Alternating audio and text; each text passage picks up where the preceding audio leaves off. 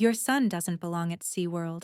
That was the message my sister Vanessa sent to our family group chat early Saturday morning, decorated with a heart emoji as if cruelty could be softened by politeness. She didn't know my 12-year-old son was sitting across from me, carefully counting wrinkled dollar bills he'd earned delivering newspapers before sunrise for 6 straight months. I typed 3 words, I get it. What my family didn't know was that I wasn't a struggling clerk, I was a forensic accountant. And while they planned their luxury trip, I quietly booked an experience that would expose exactly who the real VIPs were. Before we go any further, thank you for being here with me. If you're still watching, please leave a comment and let me know where you're tuning in from. I truly love reading them. Quick note before we continue: some details in this story have been dramatized for educational and entertainment purposes. Any resemblance to real events is unintentional, but the lesson I'm sharing is genuine and meaningful. I sat in my living room sipping black coffee from a mug Jalen had made me in pottery class. The morning sun was just starting to filter through the floor-to-ceiling windows of my condo in downtown Chicago. My furniture is minimalist. Cream leather, low-profile tables, and abstract art that appreciates in value every year. I do not like clutter. I like clarity. That is why I am good at my job. I see the numbers that other people try to hide. But in that moment, the only numbers that mattered were the ones Jalen was smoothing out on the glass coffee table. Jalen is 12 years old. He does not have the newest Jordans. He does not have a PlayStation 5. He wears glasses that slide down his nose, and he likes to read about marine biology. For the last 6 months, he has woken up every single morning while it was still pitch black outside to ride his bike and throw newspapers onto porches. He saved every dime. He put it all in an old coffee tin he kept under his bed. "Mom, look," he said, looking up at me with eyes that shone brighter than any diamond I had ever audited. I counted it 3 times. $350. That is enough for the ticket and lunch. You do not have to pay for anything. My heart swelled and broke at the same time. He was so proud. He wanted to pay his own way to the family trip. He wanted to buy his own ticket to see the orcas. He did not know that $350 was barely enough for parking and a souvenir in the world my sister Vanessa lived in. But to him it was a fortune. It was freedom. I reached out and brushed a piece of lint off his shoulder. "You worked so hard, baby," I said. "I am so proud of you. You are going to have the best time." He grinned, pushing his glasses up. "I am going to buy a plush chamois for Grandma Beatrice," he said. "She said she loves whales." He was thinking of them. He was thinking of buying a gift for the grandmother who constantly criticized his hair and asked why he could not be more charismatic like his cousins. He was pure, and they did not deserve him. My phone vibrated against the glass table. It was a harsh buzzing sound that cut through the peaceful morning. The screen lit up. New message from Family First group chat. I picked it up. The preview showed Vanessa's name. My stomach tightened. It was an instinctual reaction, a Pavlovian response to years of passive-aggressive digs and backhanded compliments. I unlocked the phone and opened the chat. The message was long. It was thoughtful in the way a sniper is thoughtful when lining up a shot. "Mon'nique, we need to talk about the Orlando trip," Vanessa wrote. "Kyle and I have been discussing the logistics. We booked the platinum package for our kids. It is very exclusive.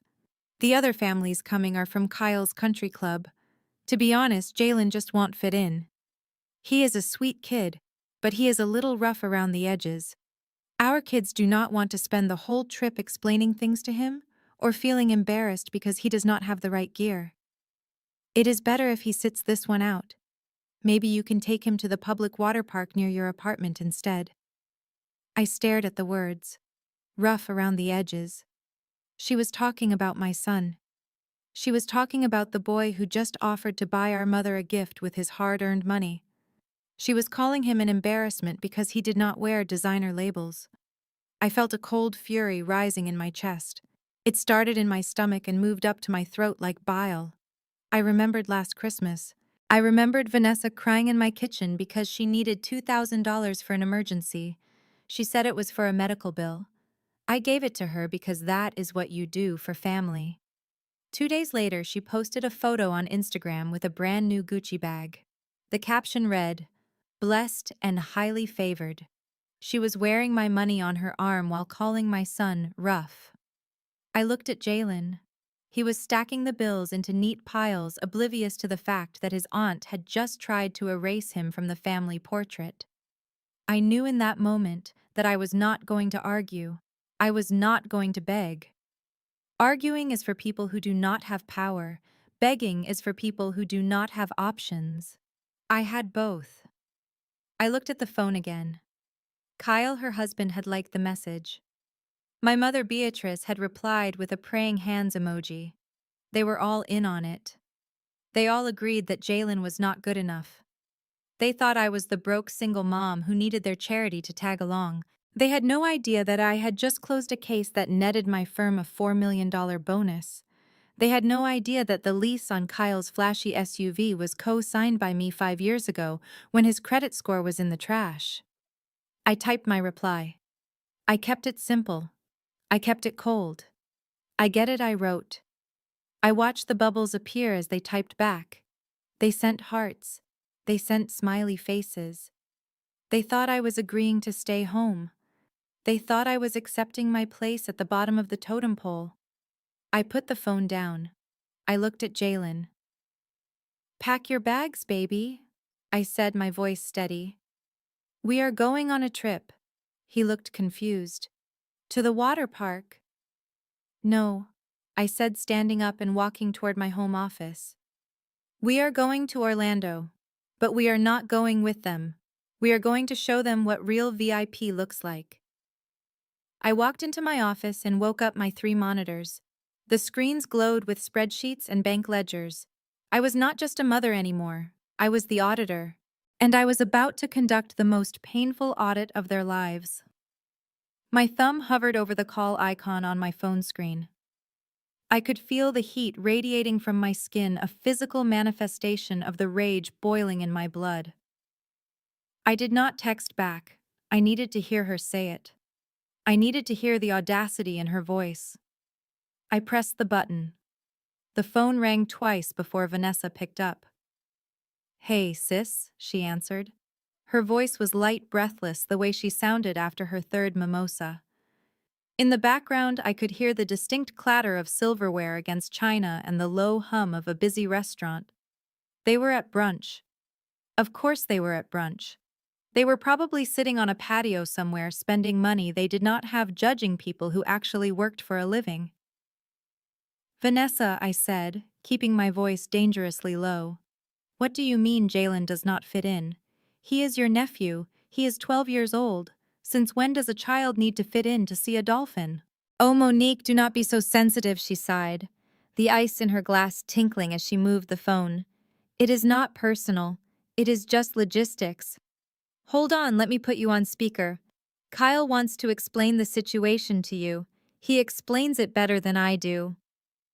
There was a rustling sound, and then the hollow echo of the speakerphone filled my living room. "Listen, Mon'nique," Kyle's voice boomed. It was loud and performative, the voice of a man who thought everyone in the room wanted to hear his opinion. "We are just being practical here. We booked the Elite Ambassador Tour. It is 5 stars all the way. It is not just about looking at fish. It is about the private dining. It is about the networking with the other families on the tour. These are high net worth individuals, Mon'nique." I gripped the phone tighter. My knuckles turned white. What does that have to do with my son Kyle? Kyle chuckled, a dry, condescending sound. "Look, let's be real. Jalen is a good kid, sure. But he is a little rough around the edges." Rough around the edges. The phrase hung in the air like a slap. He shows up in those second-hand t-shirts and those sneakers that have clearly seen better days. Kyle continued, his voice dripping with arrogance. "It throws off the vibe. We are trying to project a certain image here. We want the kids to bond, and frankly, our kids are used to a certain standard. This is a trip for the upper-class Mon'nique. It is not a charity summer camp. We do not want to spend the whole weekend explaining to him which fork to use or why he cannot wear basketball shorts to the gala dinner. It would just be embarrassing. For everyone. Mostly for him. The blood rushed to my ears. The audacity was suffocating. This man, this mediocrity of a man who had needed my signature to lease his car, was calling my son a charity case. He was judging my son's worth by the label on his shirt. I opened my mouth to scream. I was ready to unleash the full force of my fury. I was ready to tell Kyle exactly whose credit score was funding his lifestyle. I was ready to burn their brunch to the ground. "You listen to me," I started to shout. But the words died in my throat. The air left my lungs in a rush. I looked up. Jalen was standing in the doorway of his bedroom. He was still wearing his faded pajama pants. He was holding his cracked piggy bank with both hands clutching it against his chest like a shield. He was not crying. He was not pouting. He was just standing there, looking at me with eyes that were suddenly far too old for his 12-year-old face. He had heard every word. He had heard his aunt dismiss him. He had heard his uncle call him rough and embarrassing. He had heard them confirm his worst fear that he was not good enough. The silence in my living room was heavier than any scream. I lowered the phone slowly, my heart breaking into a million jagged pieces on the floor. The silence in the room was worse than the shouting. It was a vacuum that sucked the air out of my lungs. I watched my son. He did not throw himself on the floor. He did not scream that it was unfair. He did not act like a child who had just been robbed of his dream. He acted like a miniature adult who had already learned that the world was a cruel place. He walked over to the glass coffee table. His footsteps were soft on the rug. He reached out and began to gather the piles of money he had just finished counting. The $1 bills, the $5 bills, the currency of early mornings and freezing fingers. He stacked them neatly. He aligned the edges with a precision that made my stomach turn. Then he picked up the old ceramic piggy bank. It had a jagged crack running down the side where he had dropped it 2 years ago, and we had taped it back together with blue painter tape because we did not want to spend money on a new one. He slid the money back into the slot, one bill at a time. The sound of the paper sliding against the ceramic was soft, but to me, it sounded like a knife scraping against my ribs. He finished. He set the pig back down on the table. He adjusted his glasses, which had slid down his nose again. He looked me in the eye and he smiled. It was not a happy smile. It was a brave smile. It was the smile of a boy trying to protect his mother from her own pain. "It is okay, Mom," he said. His voice was steady. Too steady. "I do not really like whales anyway. They are probably boring. I think I will just save the money for books. Or maybe a new calculator for school." He was lying. He had a poster of an orca above his bed. He had checked out every book on marine biology from the library. He had watched the documentary about SeaWorld 3 times. He loved whales more than he loved ice cream. He was lying to make me feel better. He was lying because he thought he was the problem. He thought his clothes were the problem. He thought his existence was the inconvenience. He was internalizing their cruelty and turning it into his own inadequacy. I felt something inside my chest shatter. It was the last remnant of my patience. It was the last piece of the little sister who just wanted to get along. It turned to dust and then it turned to stone. My heart did not just break. It calcified. It became a cold, hard diamond of rage. I looked at my son who was too good for this family. I looked at his worn-out sneakers and his brave face. "Come here, baby," I whispered. I pulled him into a hug. I held him so tight I thought I might crush him. I buried my face in his neck so he would not see the look in my eyes. It was not a look of defeat. It was a look of war. "You are right," I said into his hair, my voice thick. "Books are better, but we are not done yet." I let him go. I watched him walk back into his room and gently close the door. I turned back to the phone on the table. The screen was still glowing with the group chat. They were probably laughing. They were probably ordering another round of mimosas, thinking the problem was solved. They had made my son feel small. Now I was going to make them disappear. I picked up the phone. The group chat was still open. The messages from Vanessa and Kyle were sitting there arrogant and dismissive, glowing in blue and gray bubbles. They were expecting a fight. They were expecting me to argue, to plead, to try and convince them that Jalen was worthy of their presence. They were ready to list all the reasons why we were not good enough. I did not give them the satisfaction. I typed 3 words. I get it. I hit send. Almost immediately, the reactions started popping up. A heart from Vanessa, a thumbs up from Kyle, a smiley face from my mother Beatrice. They were relieved. They thought I had accepted my place. They thought I had looked in the mirror and agreed with their assessment that I was less than. They thought I was retreating to my corner to lick my wounds. I watched the little icons appear one by one. Each heart felt like an insult. Each thumbs up felt like a dismissal. They were celebrating their victory. They were happy that they didn't have to deal with the awkwardness of having their poor relations tagging along on their luxury vacation. I set the phone down on the table screen side down. The vibration stopped. The noise stopped. The room was quiet again. I walked over to my desk. It was a sleek, modern setup with 3 monitors and a high-performance laptop. I sat down in my ergonomic chair and woke the system up. The screens flared to life, illuminating the room with the cool blue light of data. Spreadsheets filled the monitors, bank statements, credit reports, asset allocations. This was my world. This was where I had power. My family saw a single mother who drove a Honda and lived in a modest apartment. They saw someone who clipped coupons and shopped at discount stores. They saw what I wanted them to see. They didn't see the forensic accountant who had just uncovered a $20 million embezzlement scheme for a Fortune 500 company. They didn't see the woman who commanded a billing rate of $500 an hour. They didn't see the investment portfolio that had been quietly compounding interest for the last 10 years. I logged into my secure banking portal. The balance stared back at me. It was a number with a lot of zeros, a number that could buy Vanessa's house 3 times over, a number that could pay off Kyle's debts and still leave enough for a comfortable retirement. I opened a new tab. I typed in the URL for the exclusive travel concierge service that only accepts clients by referral. The page loaded a black background with gold lettering. Welcome, Miss Williams. I clicked on destinations. Orlando. I scrolled past the standard packages. I scrolled past the VIP packages. I went straight to the section labeled Private Access. I selected the Ultimate Marine Experience, private villa inside the park, after-hours access to the exhibits, private dining with the executive chef, personal guide, helicopter transfer from the airport.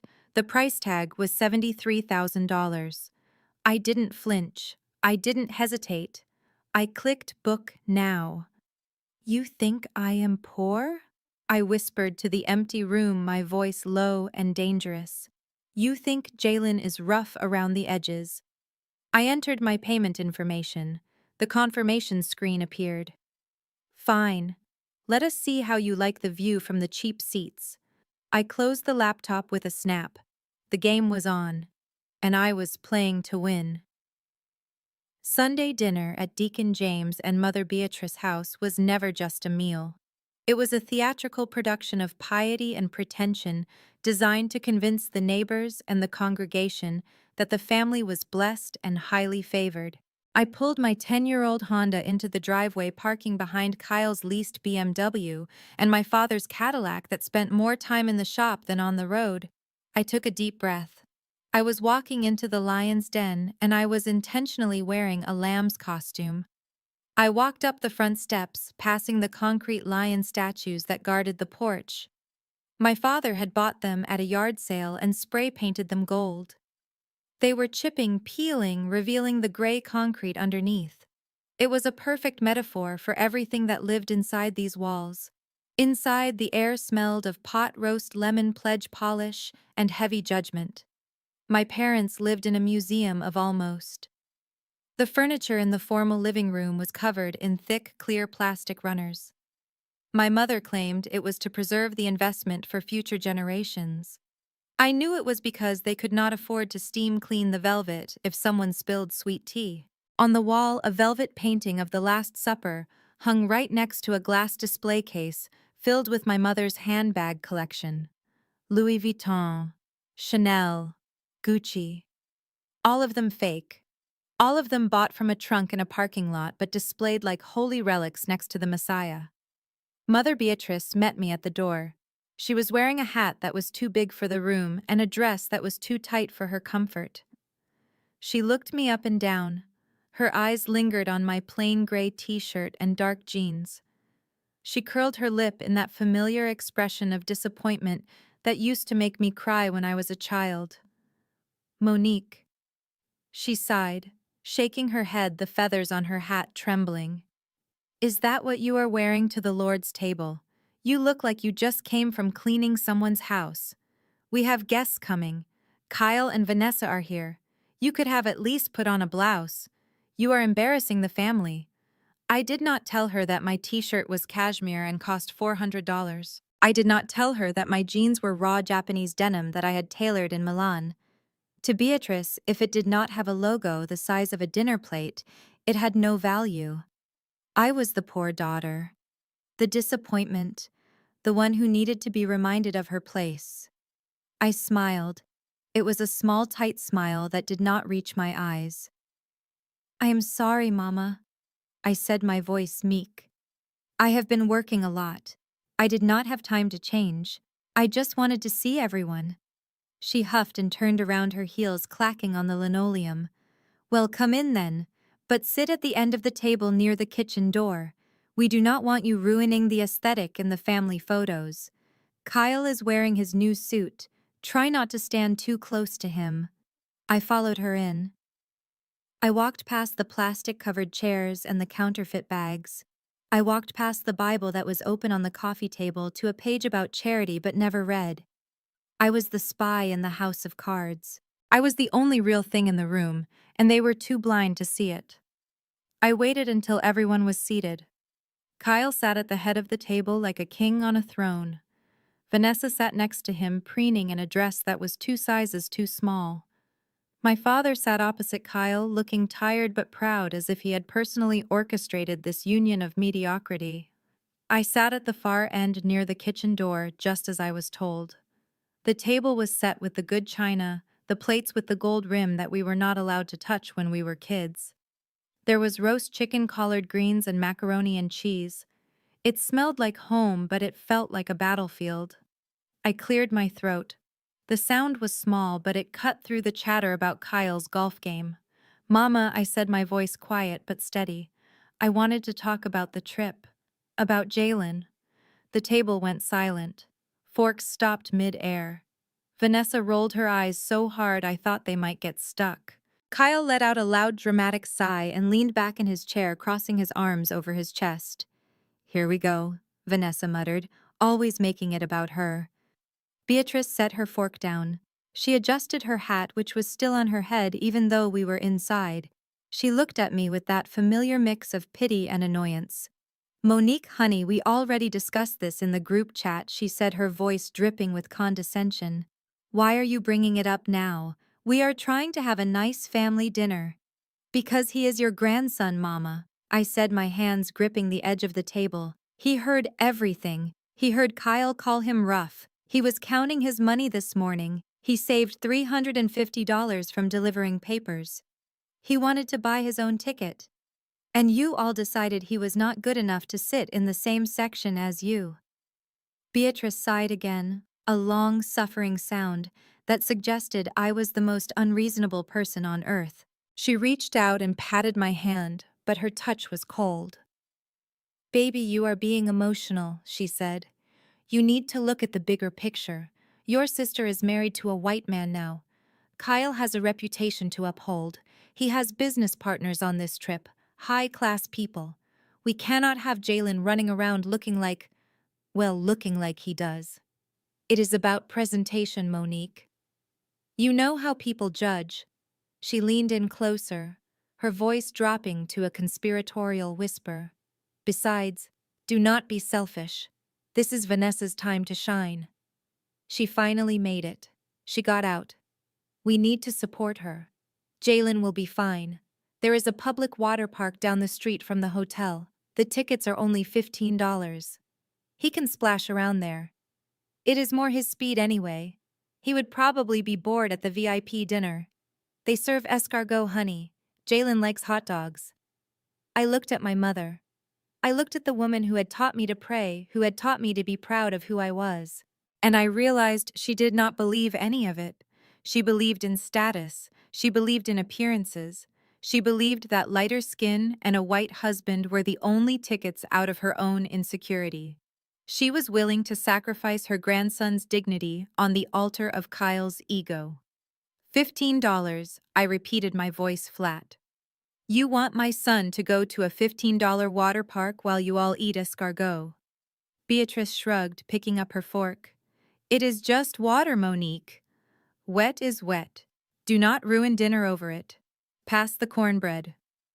I passed the cornbread, but inside I was already burning the house down. Kyle wiped a smudge of grease from his chin with a linen napkin. He leaned back in his chair, the wood groaning under his weight. He took a sip of sweet tea and looked around the table, making sure everyone was paying attention. He was about to hold court. You know, he started, his voice booming, we really went all out for this trip. I told Vanessa, baby, we are not doing the general admission nonsense. We are not standing in line with the masses. That is for people who do not value their time. We booked the elite VIP tour. He paused for effect. My father nodded appreciatively, as if Kyle had just announced he discovered a cure for the common cold. My mother clasped her hands together, her eyes shining with admiration. $15,000, Kyle dropped the number like it was a mic. For the weekend. But it is worth every penny. We get a private guide. We get front row seats at the Shamu show. We even get to go backstage and pet the killer whales. Can you imagine? Touching an apex predator. That is power. He looked directly at me then. His eyes were cold, calculating. He knew exactly what he was doing. He was rubbing my nose in it. And the dinner, he continued, smirking. We have a private table booked inside the aquarium tunnel. The sharks will be swimming right over our heads while we eat filet mignon prepared by the executive chef. No waiting, no screaming kids, just class, pure class.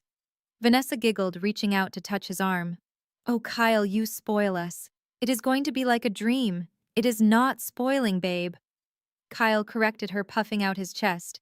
It is a lifestyle. It is about the prosperity mindset. You see, Mon'nique, he said, turning his full attention to me, that is your problem. You have a scarcity mindset. You are always worried about saving, about budgets, about coupons.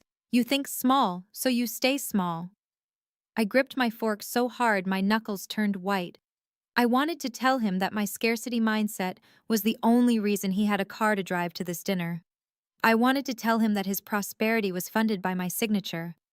You are poor because you think, poor Kyle lectured, waving his fork in the air. You are worried about a $15 ticket for Jalen. I am worried about creating generational memories.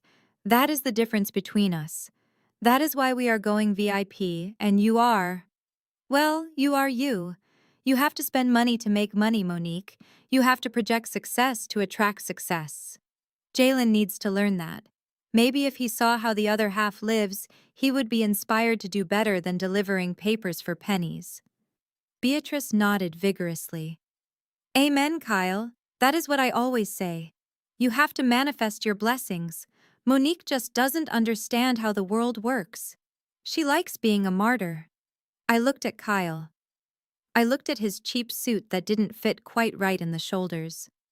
I looked at the watch on his wrist that I knew was a knockoff because I had seen the receipt from Chinatown in his trash. He was lecturing me on wealth. He was lecturing the woman who managed portfolios worth more than his entire bloodline. He was telling me I was poor because I didn't spend money I didn't have on things I didn't need. It was laughable. It was tragic. But mostly, it was infuriating. That sounds amazing, Kyle, I said, my voice dangerously calm. $15,000. That is a lot of money, especially for someone who is between opportunities. Kyle's smile faltered for a fraction of a second. Just a blip. Then it was back, brighter and faker than before. Investments, Mon'nique, he said quickly. My investments are paying off big time. Crypto, real estate. You would not understand the complexities. It is high-level stuff. Right, I said. High level. I took a sip of water. The water tasted like tap water, warm and metallic. It tasted like lies. I watched him preen. I watched my family worship at the altar of his delusion. And I knew with absolute certainty that the crash was going to be spectacular. I stared at Kyle's face flushed with the pride of a man spending someone else's fortune, and for a moment the dining room faded away. The plastic-covered chairs vanished. The smell of pot roast was replaced by the stale air of a bank cubicle 5 years ago. I remembered the day clearly. It was a Tuesday. Kyle was wearing a suit that was 2 sizes too big, looking like a boy playing dress-up. He was sweating. He was desperate. His credit score was 480. He had maxed out every card he had. He had defaulted on a car loan. No bank in the city would touch him. He had come to me begging. He had a vision, he said. He wanted to start a real estate investment firm. He had a lead on a property that was going to flip for double the price. He just needed capital. He needed a line of credit to get started. Mon'nique, you are the only one who can help me, he had whispered, his hands shaking. Vanessa believes in me. Your parents believe in me. But the banks, they just see numbers. They do not see potential. I had looked at the paperwork. It was a business line of credit, $100,000. It required a guarantor, someone with impeccable credit, someone with assets, someone like me. I knew I shouldn't have done it. My gut screamed no. But then Vanessa had called crying, saying this was their big break. My mother had called saying I needed to support my sister's husband. So I signed. I put my name next to his. I became the safety net. I became the reason he could walk into a room and pretend to be a businessman.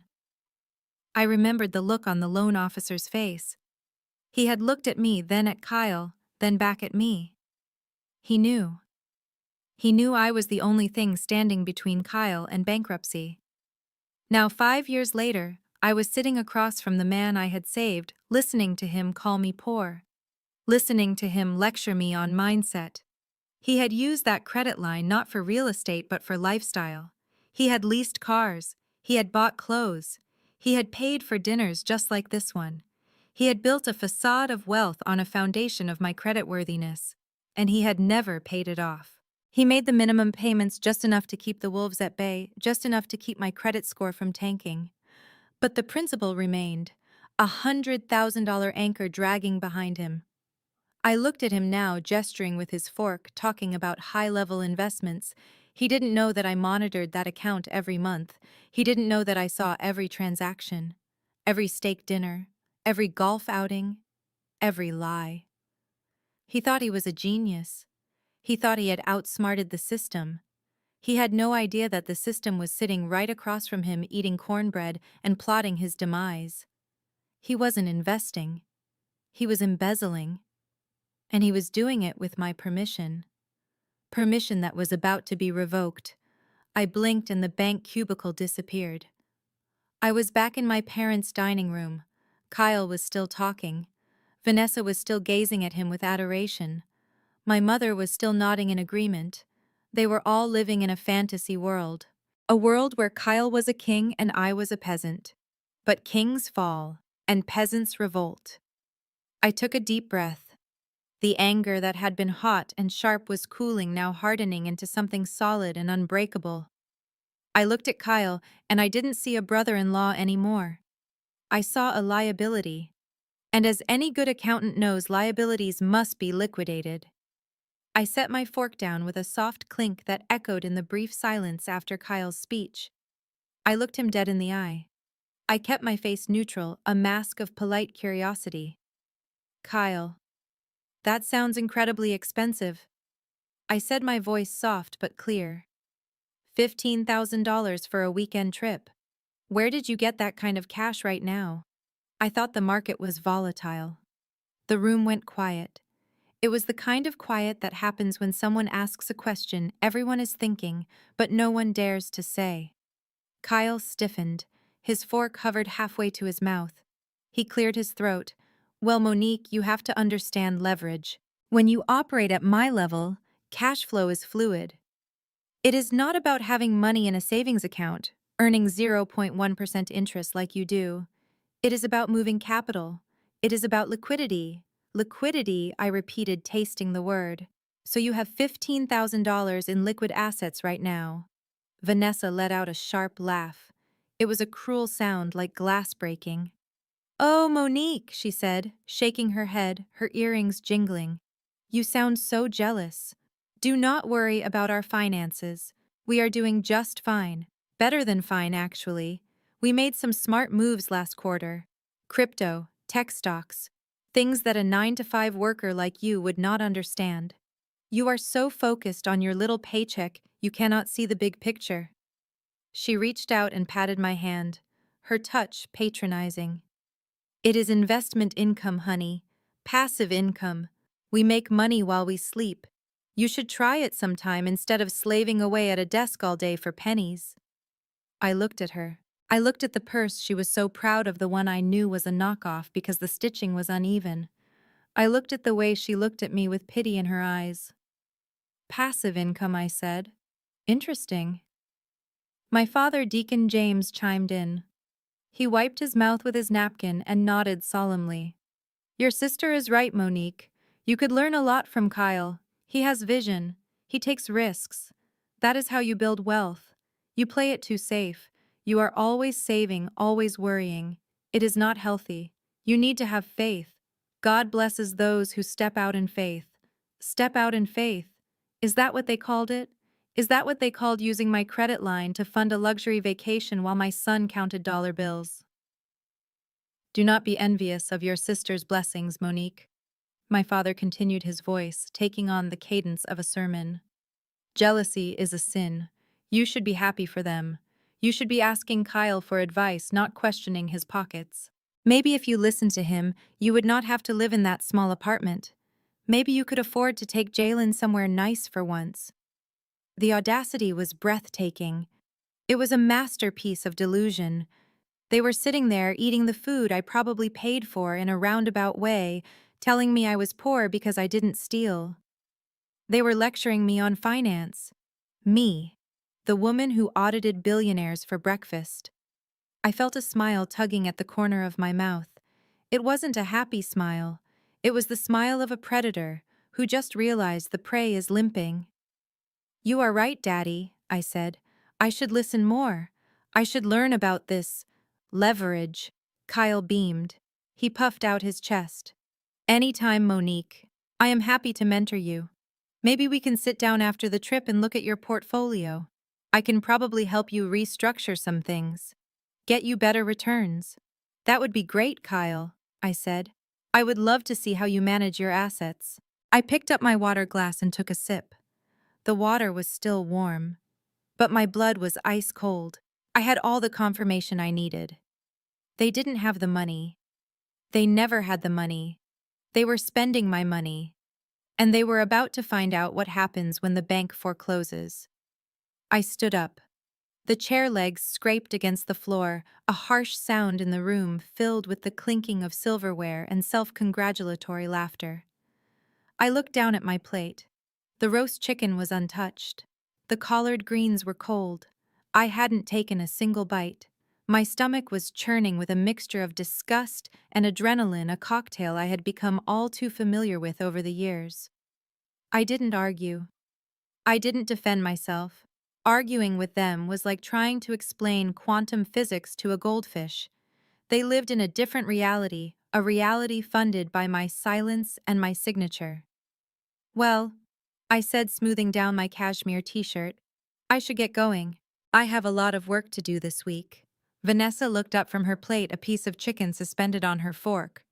Already? We haven't even had dessert. Mama made peach cobbler. I'm full, I lied. It looks delicious, though. You all enjoy it. I picked up my purse. It was a simple leather tote, unbranded, understated. Vanessa's eyes flicked to it dismissively. She didn't know the leather was sourced from the same tannery that supplied Hermes. She only saw the lack of a logo. To her, it was just a bag. To me, it was a symbol of everything they missed. I walked to the head of the table where Kyle was still pontificating about crypto. I looked him in the eye. "Have a great trip, Kyle," I said. "Really. I hope it is everything you imagine." Kyle grinned, food stuck in his teeth. "Thanks, Mon'nique. Don't worry, we will take lots of pictures. Maybe next time you can save up and join us, if you work hard enough." "Maybe," I said. I turned to my mother. She was watching me with that familiar critical gaze, checking my outfit for flaws one last time. "Goodbye, Mama," I said. "Love you." "Love you too, baby," she said distractedly, already turning back to Vanessa to discuss what outfits she should pack for the VIP dinner. "Just try to do better next time, okay? For the family." I walked toward the front door. The air in the house felt thick, heavy with the weight of their expectations and their delusions. I needed to breathe. I needed to get out before I screamed. As I reached for the doorknob, my father's voice stopped me. "Mon'nique, wait!" Deacon James called out. I turned back. He was wiping his mouth with a napkin, looking at me expectantly. "Yes, Daddy. Don't forget to send the allowance this week," he said, his voice casual, as if he were asking for the salt. "And send it early if you can. Your mother's blood pressure medication is expensive and my back is acting up again. We need to pick up the prescriptions on Tuesday." I stared at him. He was asking for money. He was sitting at a table full of food, planning a vacation with his other daughter who claimed to be rich, and he was asking me for money for medicine. He didn't ask Kyle. He didn't ask Vanessa. He asked me. The disappointment, the failure, the one with the scarcity mindset. I looked at him, really looked at him. I saw the manipulation in his eyes. I saw the entitlement. "Sure, Daddy," I said, my voice hollow. "I will take care of it." "Good girl," he said, satisfied. "Drive safe." I opened the door and stepped out into the cool evening air. I walked down the steps past the peeling gold lions. I got into my Honda. I didn't cry. I didn't slam the steering wheel. I just sat there for a moment in the dark, listening to the silence. They wanted money for medicine. They wanted me to fund their lives while they spat in my face. I started the car. The engine purred to life. "I will take care of it," I whispered to the empty car. "Oh, I will definitely take care of it." I put the car in reverse and backed out of the driveway. I didn't look back at the house.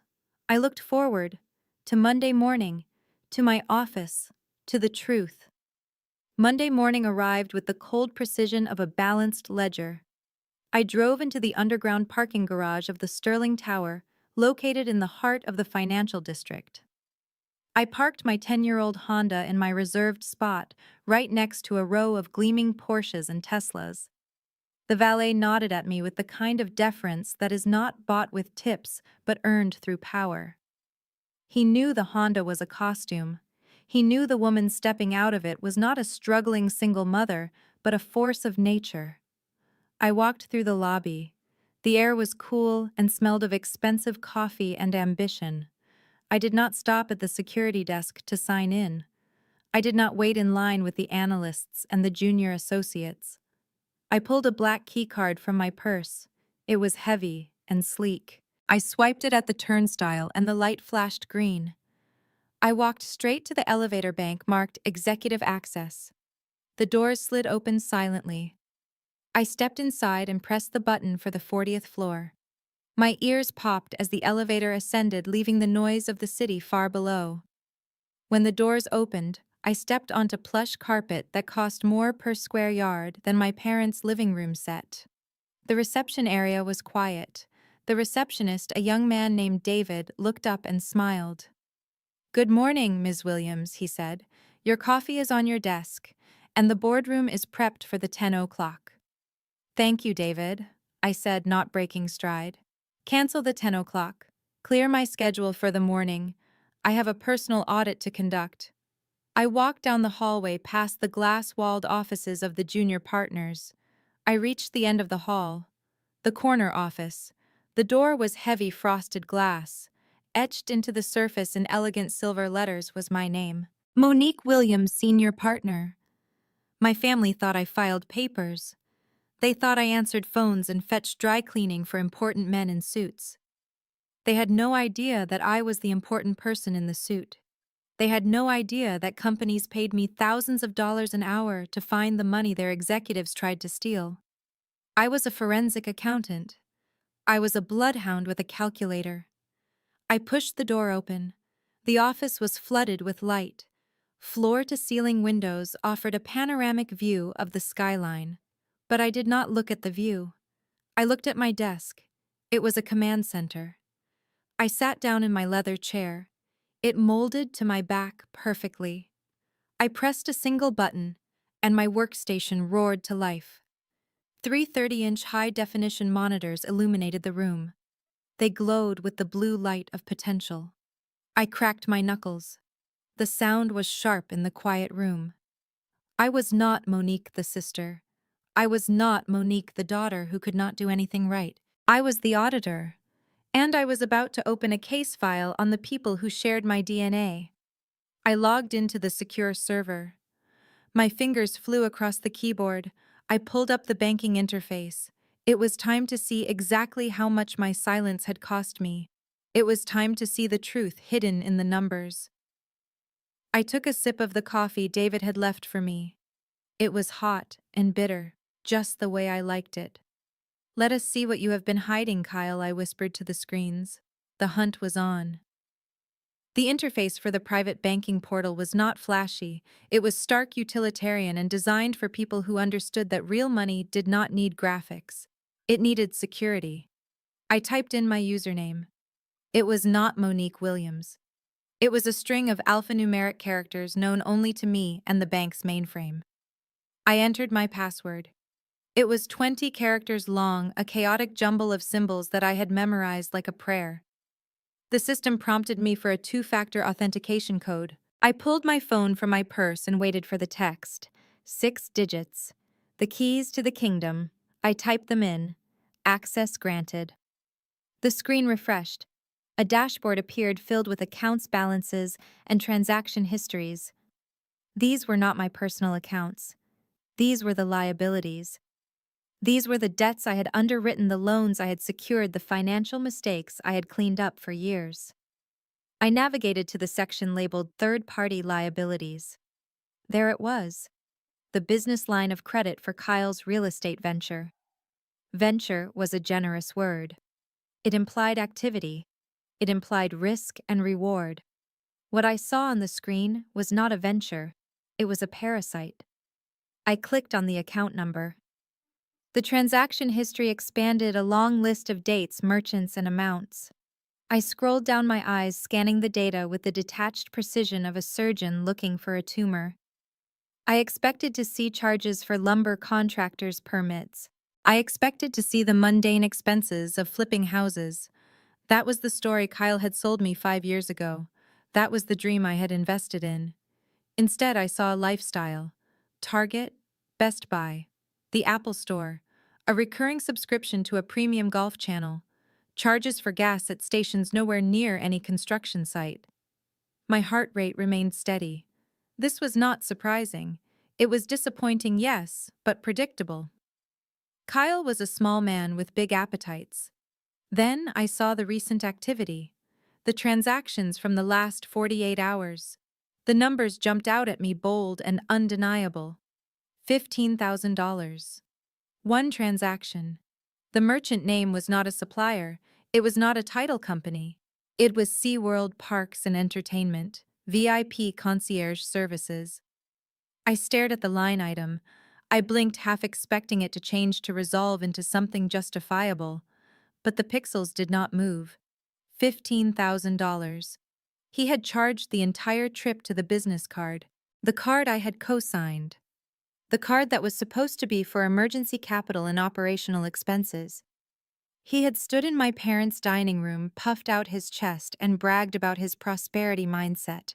He had lectured me about liquidity and leverage, And the whole time he was paying for his ego trip with my credit line. He wasn't investing. He was stealing.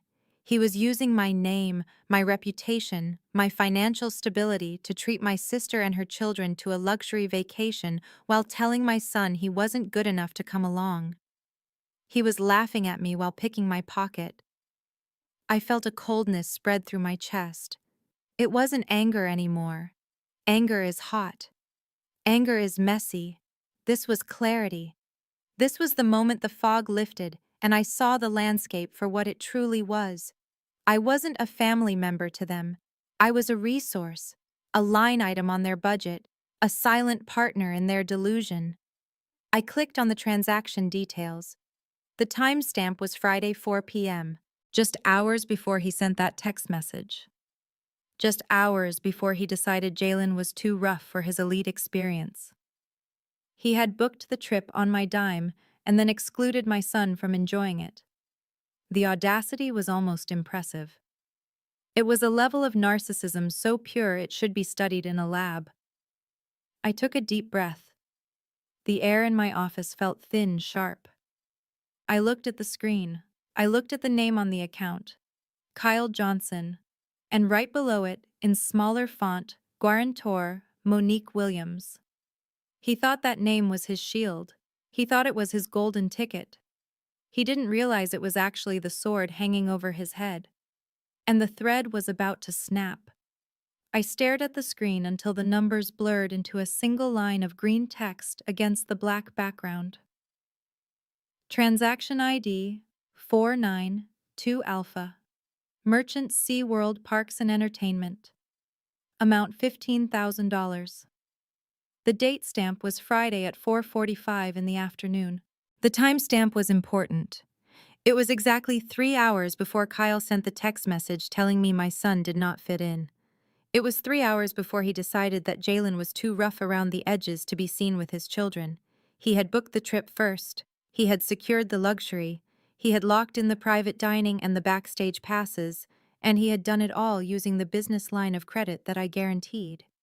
He had charged the exclusion of my son to my own account.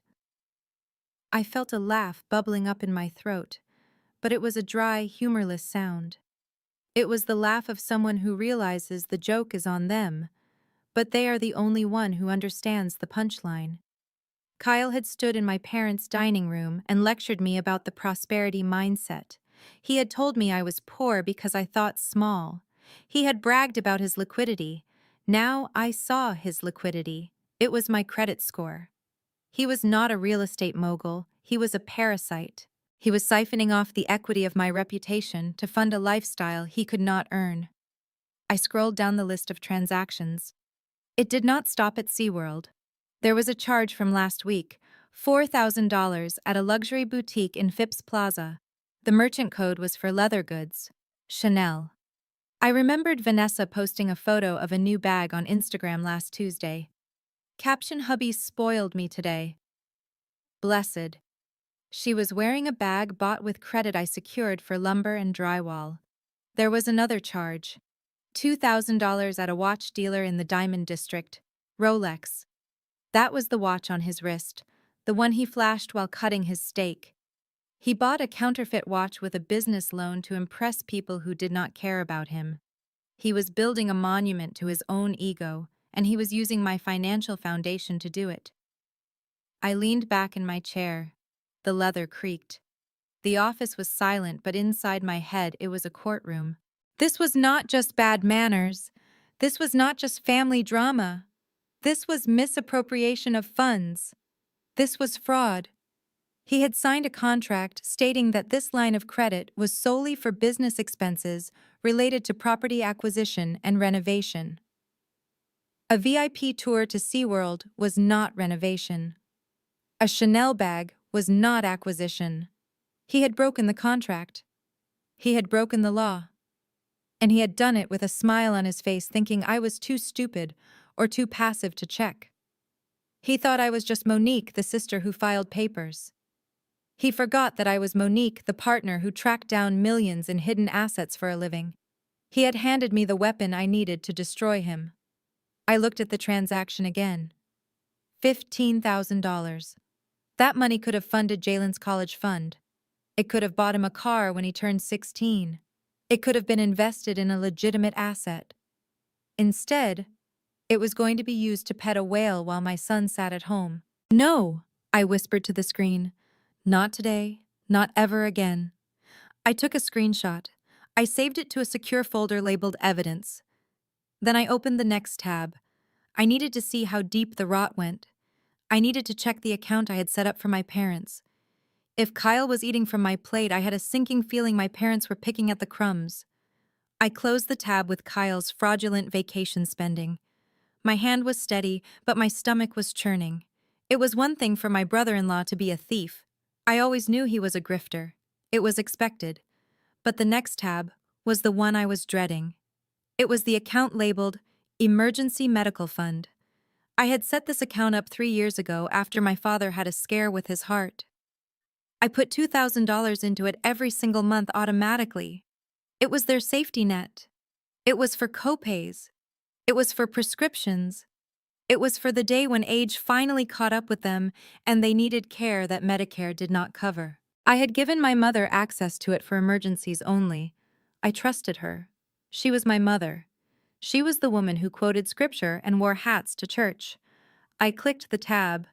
The balance should have been over $70,000 by now. It wasn't. The number on the screen was $52,000. I blinked. $20,000 was missing. I scrolled down to the transaction history. My eyes scanned for a hospital bill, a surgery center, maybe a specialist my father had not told me about. There was a withdrawal dated last Friday. A wire transfer. $20,000. I clicked on the transaction to see the details. My mother was old school. She liked to leave notes in the memo field for her own records. She treated online banking like a checkbook register. The memo line stared back at me in bold Arial font. Transfer to Vanessa Beachwear and Spa Shopping. I stopped breathing. The air in the room seemed to vanish. Beachwear. My father had stood in his driveway last night and asked me for money for medicine. He had looked me in the eye and told me his back was acting up. He had guilted me about blood pressure pills. And 3 days before that, they had drained $20,000 from their own medical fund to buy my sister bikinis and massages. They were not just favoring her, they were looting their own survival to fund her vanity. I pictured Vanessa prancing around the resort in a designer swimsuit paid for with the money meant to keep our parents alive. I pictured my mother signing the transfer, convinced that Vanessa deserved it, convinced that Vanessa's happiness was worth risking their health. And then they turned around and asked me for more. They asked the daughter they excluded. They asked the daughter whose son was not good enough. They did not see me as a daughter. They saw me as an endless renewable resource. They thought I was a fountain that would never run dry no matter how much they took or how badly they treated me. I felt a tear slide down my cheek. It was hot and angry. I wiped it away furiously. That was the last tear I would shed for them. They wanted to play with fire. They wanted to burn through cash like it was paper. Fine. I was not just going to cut them off. I was going to let them feel the heat. I minimized the window. The grief was gone. The hurt was gone. All that was left was the cold, hard calculation of a forensic auditor who had just found the smoking gun. They took the money.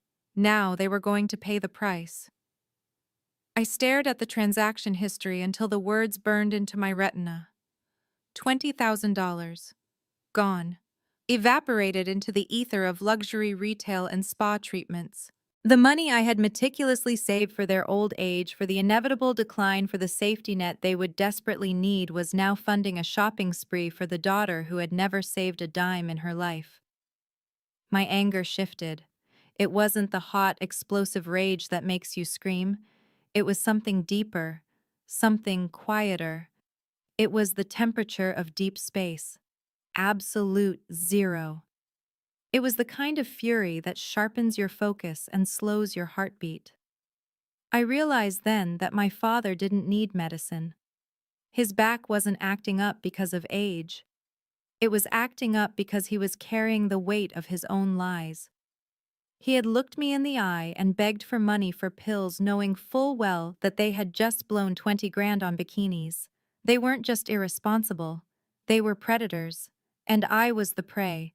I was the golden goose they kept in the basement, plucking feathers whenever they needed to look good for the neighbors.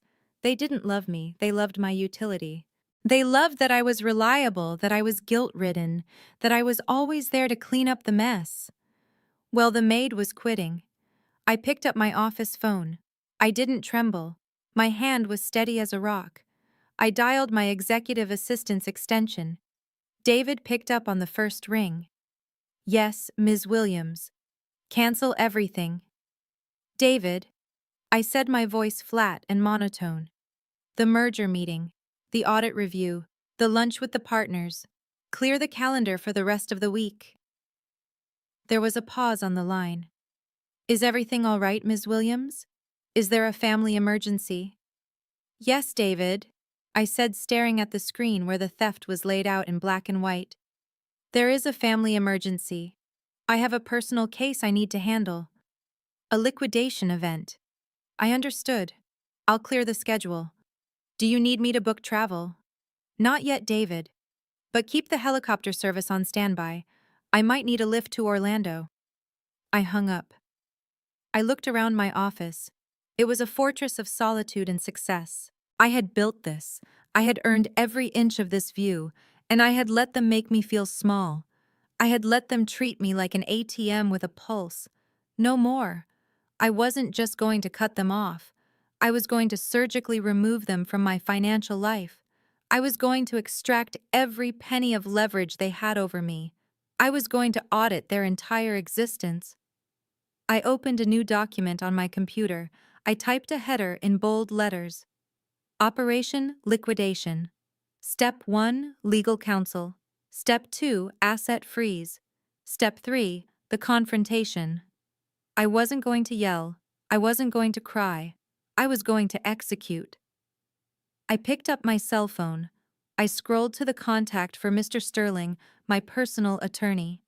He was a shark in a three-piece suit, the kind of lawyer who made grown men weep in depositions.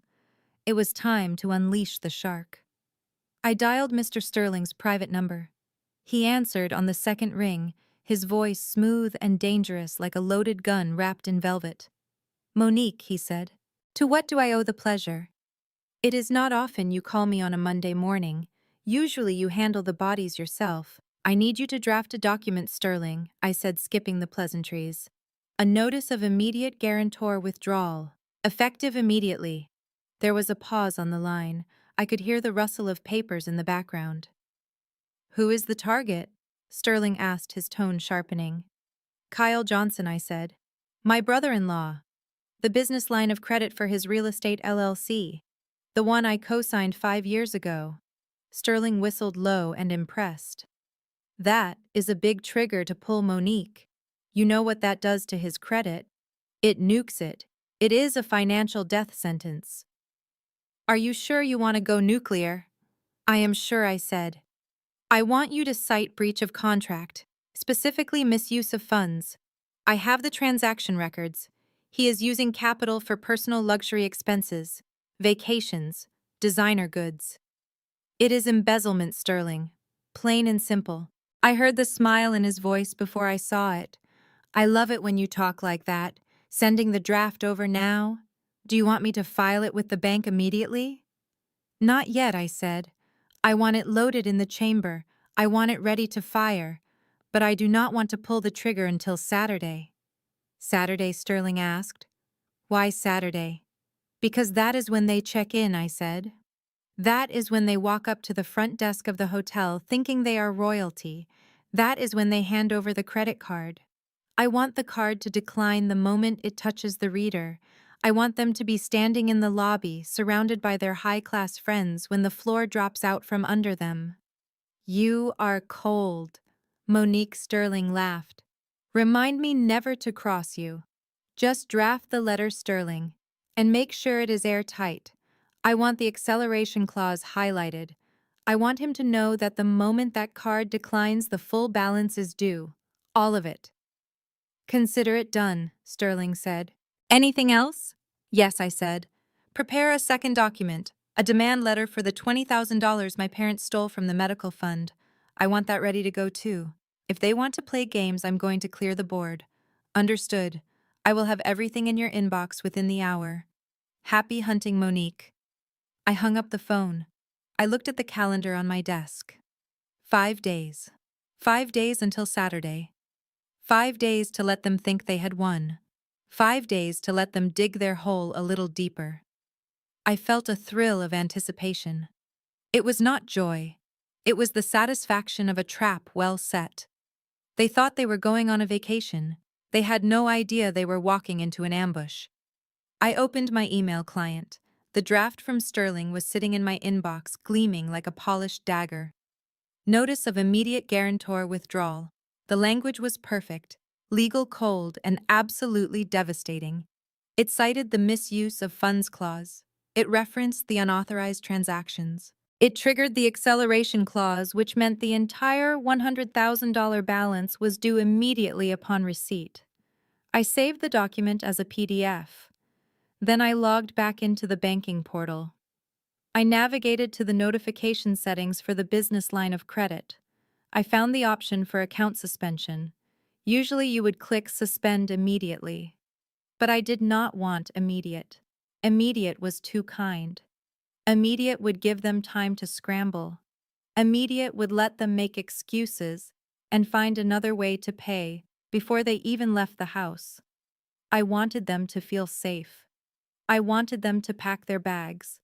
I wanted them to drive to the airport, secure in the knowledge that they were better than me.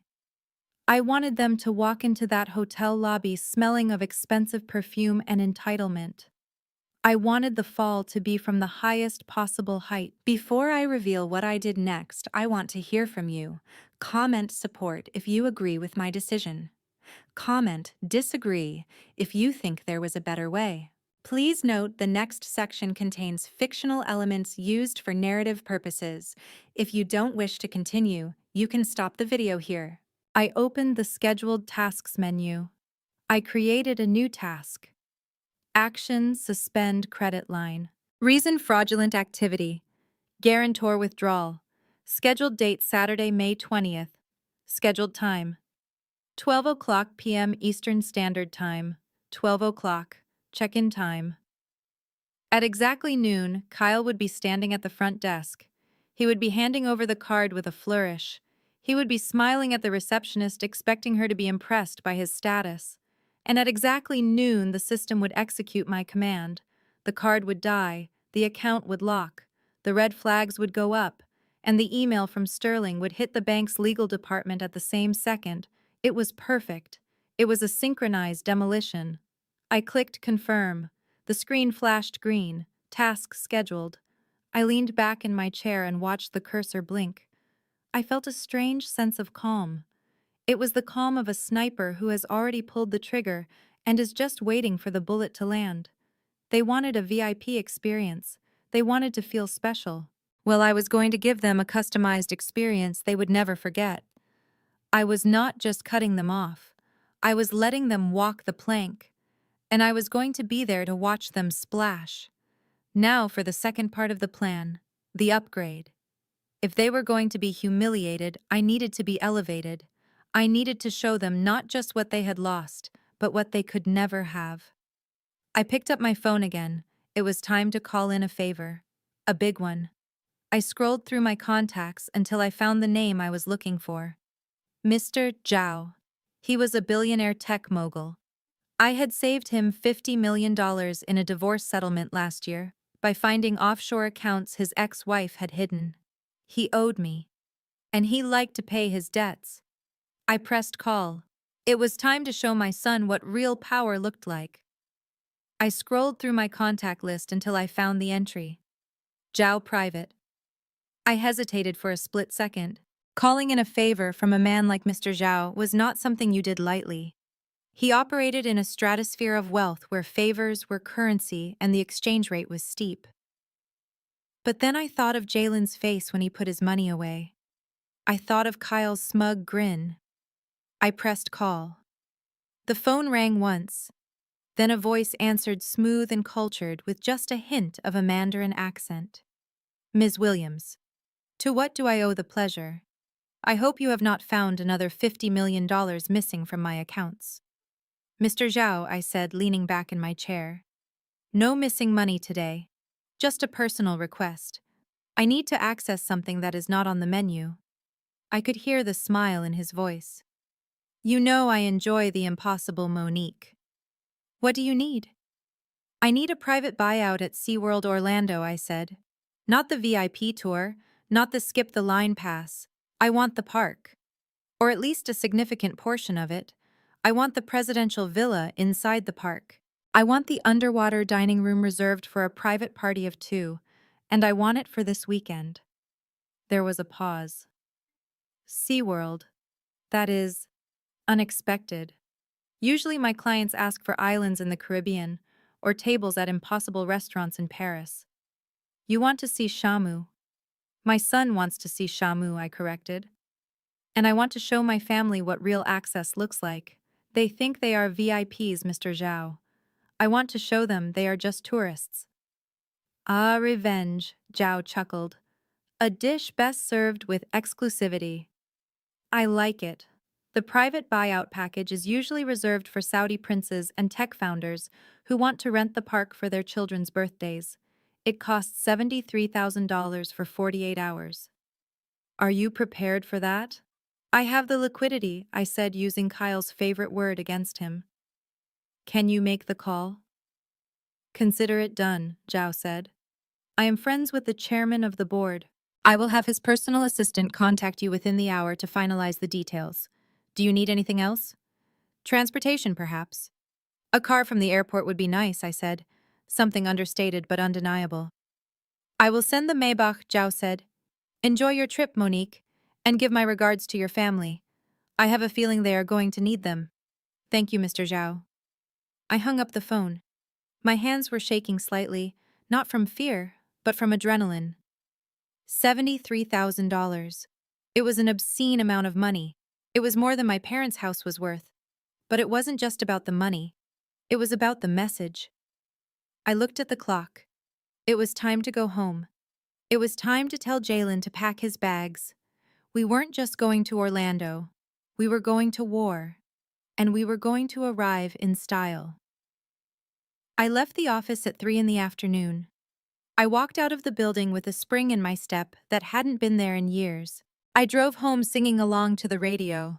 I wasn't just a mother anymore, I was a fairy godmother with a platinum card. When I unlocked the door to our apartment, Jalen was sitting at the kitchen table doing his homework. He looked up, surprised to see me home so early. Mom, is everything okay? He asked, pushing his glasses up his nose. Did you get fired? I laughed. It was a genuine happy sound. No, baby, I didn't get fired. I got promoted, in a manner of speaking. I walked over to him and closed his textbook. Go pack your bags, I said. We are going on a trip. Jalen's face fell. He looked down at the table. To the public pool, he whispered. I lifted his chin so he had to look at me. No, Jalen. Not to the public pool. We are going to Orlando. His eyes widened. But Aunt Vanessa said... Forget what Aunt Vanessa said, I interrupted. Aunt Vanessa doesn't know what she is talking about. We are going to SeaWorld, and we are not just going to visit. We are going to own the place. But, how he asked, his voice filled with confusion and hope. The tickets are expensive. And Kyle said, Kyle is a liar, I said firmly. And I have been saving for a special occasion. This is it. I want you to pack your nicest clothes. Not your play clothes, your Sunday best. Why, he asked. Because we are going to have dinner with Shamu, I said, and you need to look sharp for a whale. He stared at me for a second, trying to process the information. Then a slow grin spread across his face. Really? He asked. Really, I promised. Now go. We have a plane to catch. He jumped up from the table, his chair clattering to the floor. He ran to his room, shouting with joy. I listened to him throwing clothes into his suitcase, humming to himself. It was the best sound in the world. I walked into my own bedroom and pulled out my suitcase.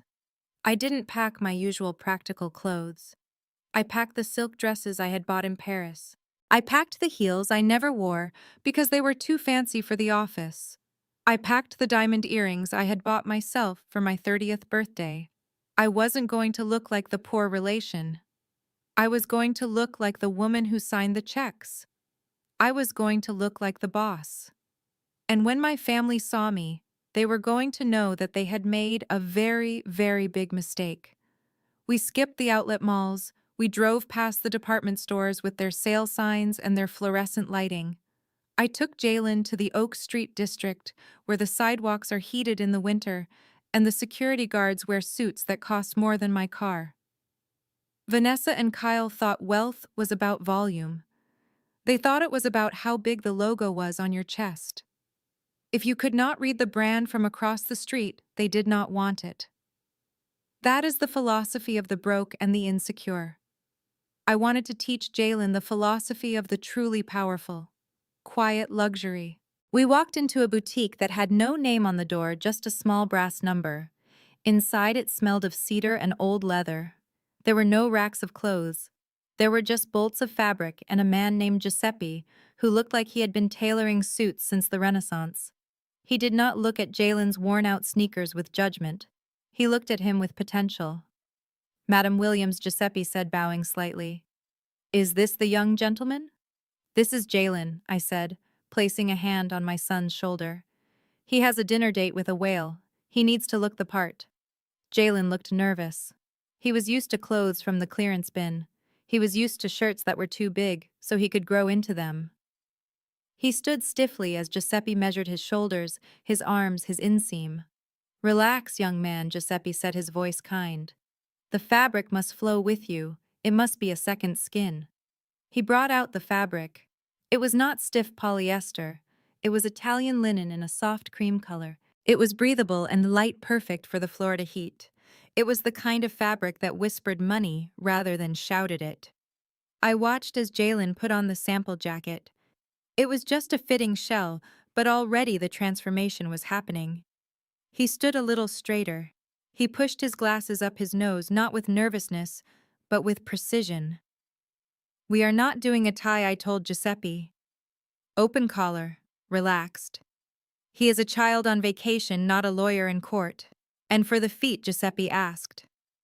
I pointed to a pair of loafers on the shelf.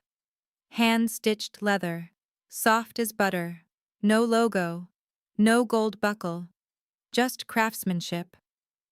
Jalen slid his feet into them. He walked a few steps on the plush carpet. He stopped in front of the three-way mirror. He stared at himself. For the first time in his life, he did not look like the poor cousin. He did not look like the charity case. He looked like a young heir. He looked like he belonged on a yacht in Monaco. Mom, he whispered, touching the lapel of the jacket. I look expensive. I walked up behind him and met his eyes in the mirror. No, baby, I corrected him. You look valuable. There is a difference. Expensive is what you pay. Valuable is what you are. Never let anyone tell you otherwise. He smiled. It was a genuine, confident smile. The kind of smile Kyle tried to buy but never could. Wrap it up, Giuseppe, I said, handing over my card. We will take 2. And rush the tailoring. We leave in 24 hours. As we walked out of the store into the sunlight, Jalen did not look down at his feet. He looked straight ahead. The armor was on, the war had begun, and my little soldier was ready for battle. I looked at my phone while the town car glided silently toward a secluded entrance of the airport. A notification from Facebook popped up on my screen. It was Vanessa. She had checked in at gate D42. The caption read, "Jet setting with the fam. VIP life starts now."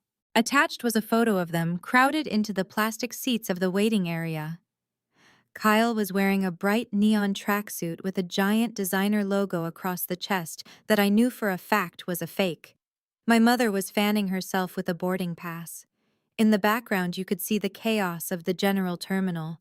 People sleeping on the floor, crying babies, the crushing reality of economy travel during peak season. I scrolled down. Vanessa had posted a follow-up comment. Flight delayed 2 hours. Ugh, the price of being elite, I guess. I turned off my screen. We were not at gate D42. We were not at the main terminal at all. The driver pulled up to a nondescript gate far away from the madness. A security guard in a dark suit checked our license plate and waved us through. We were at the private suite. This is how billionaires travel. This is how celebrities travel. You do not wait in line. You do not take off your shoes. You do not smell the stress of thousands of other travelers. We walked into a private lounge that looked more like a living room in a five-star hotel. There was a bowl of fresh fruit. There were snacks arranged like art. A concierge named Sarah took our passports and smiled. Relax, Ms. Williams, she said. I will handle the screening and the luggage. The car will take you to the tarmac when the plane is ready. Jalen sat down on a velvet sofa. He looked around nervously as if he expected someone to come in and tell us we were in the wrong place. Mom, he whispered, are we allowed to eat the snacks? Eat whatever you want, baby, I said. It is all included. He took a bottle of sparkling water. He held it like it was fragile. He was so used to being told no. He was so used to being told that things were too expensive or not for him. Watching him realize that the world could be soft was the best return on investment I had ever seen. When it was time to board, we did not walk down a jet bridge.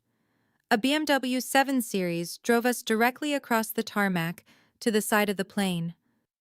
We walked up the stairs and turned left, into the first-class cabin. The seats were not seats. They were pods. They were leather cocoons of privacy and comfort. Jalen's eyes were wide as saucers.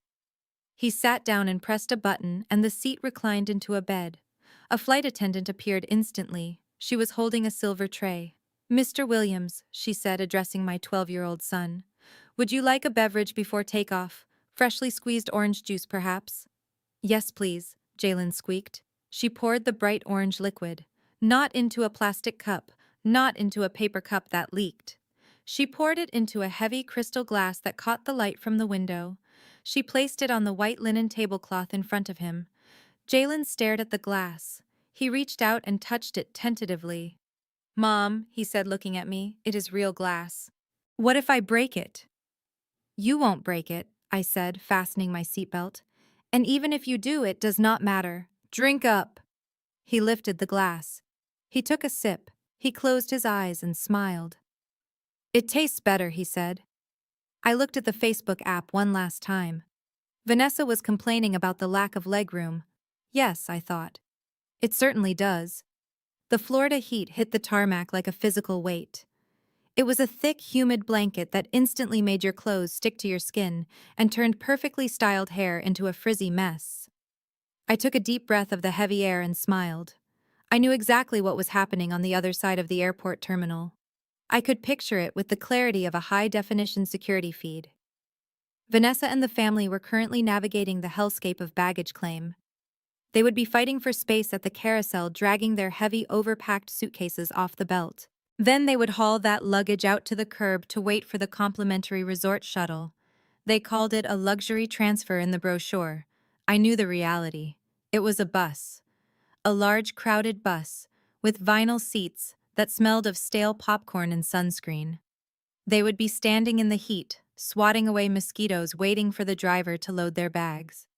Kyle would be sweating through his polyester tracksuit, barking orders at the kids. Vanessa would be trying to take a selfie that cropped out the 50 other exhausted tourists crammed in behind her.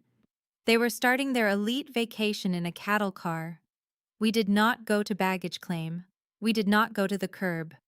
As we reached the bottom of the airplane stairs, a vehicle was waiting for us directly on the tarmac. It was not a bus.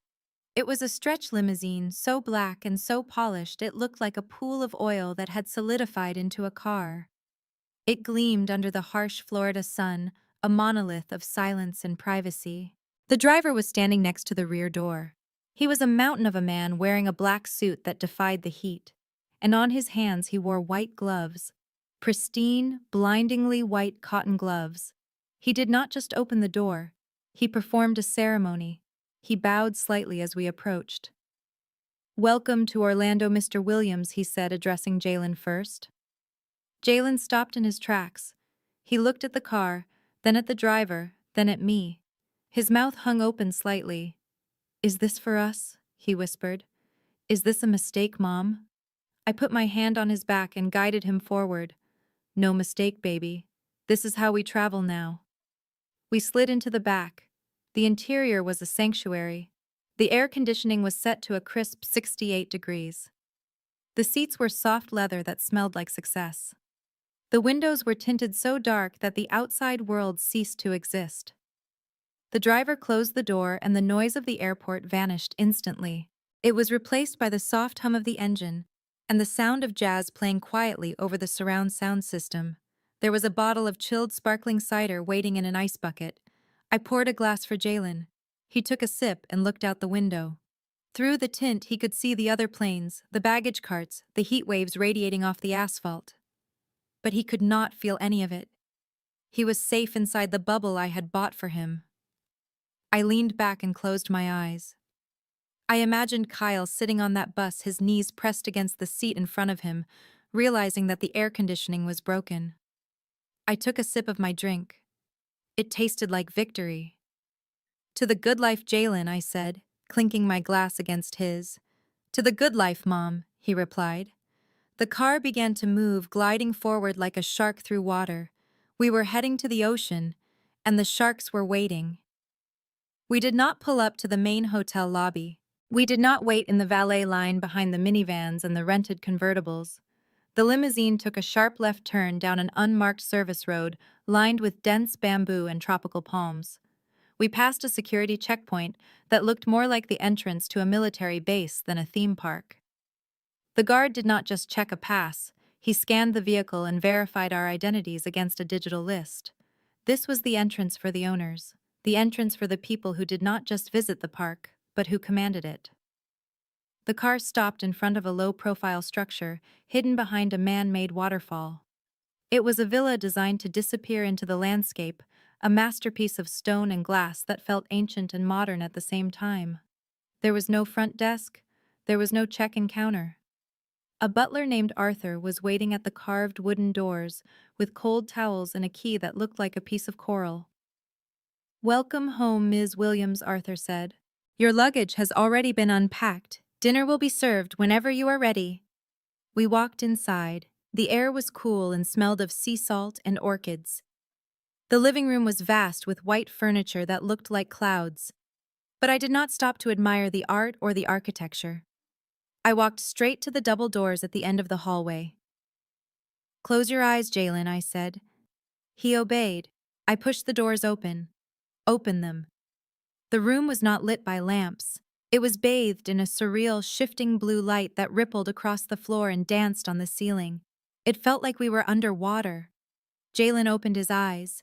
He dropped his backpack. It hit the floor with a soft thud. He walked forward slowly as if he were in a trance. The far wall of the bedroom was not a wall.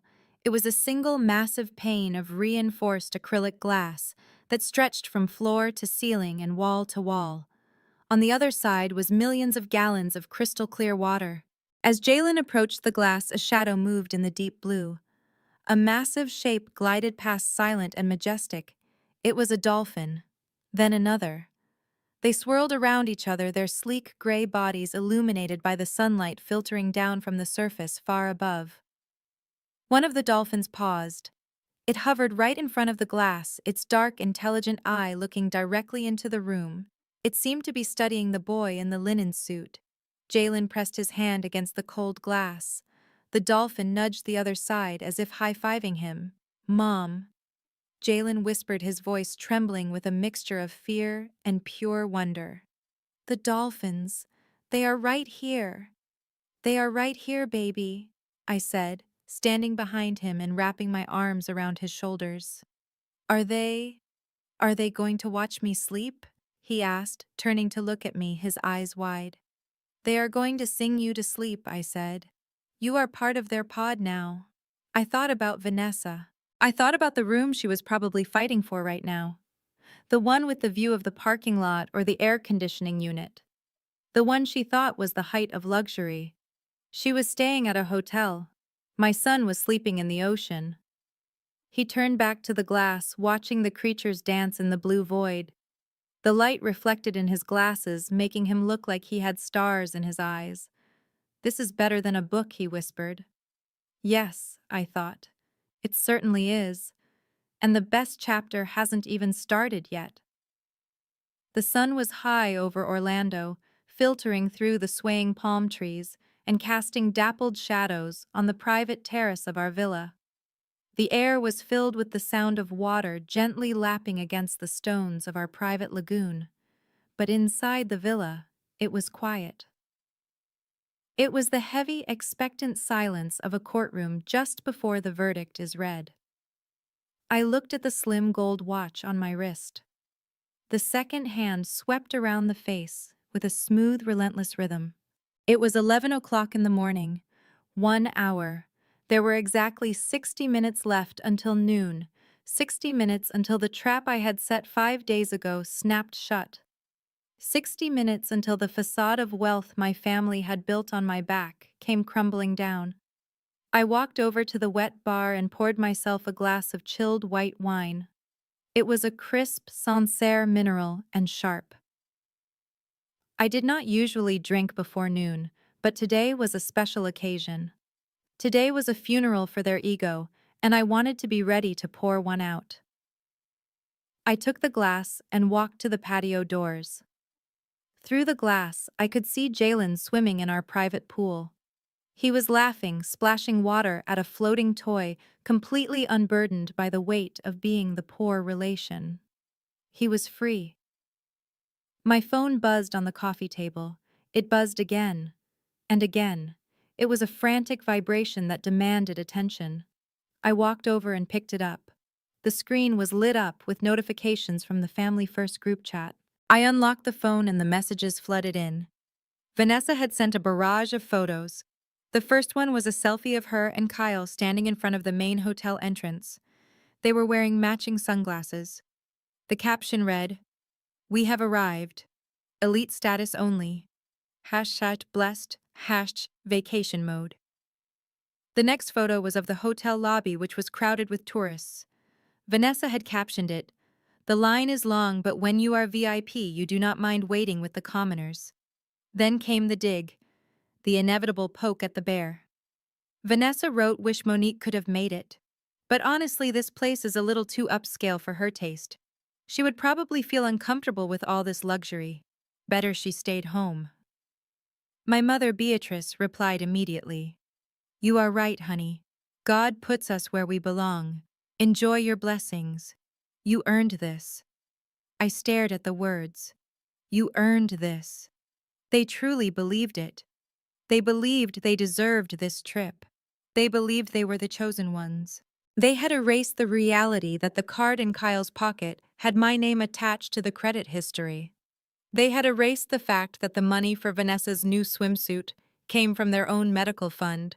They were high on the fumes of their own delusion. I looked at the time on the phone. 11:15. They were in line.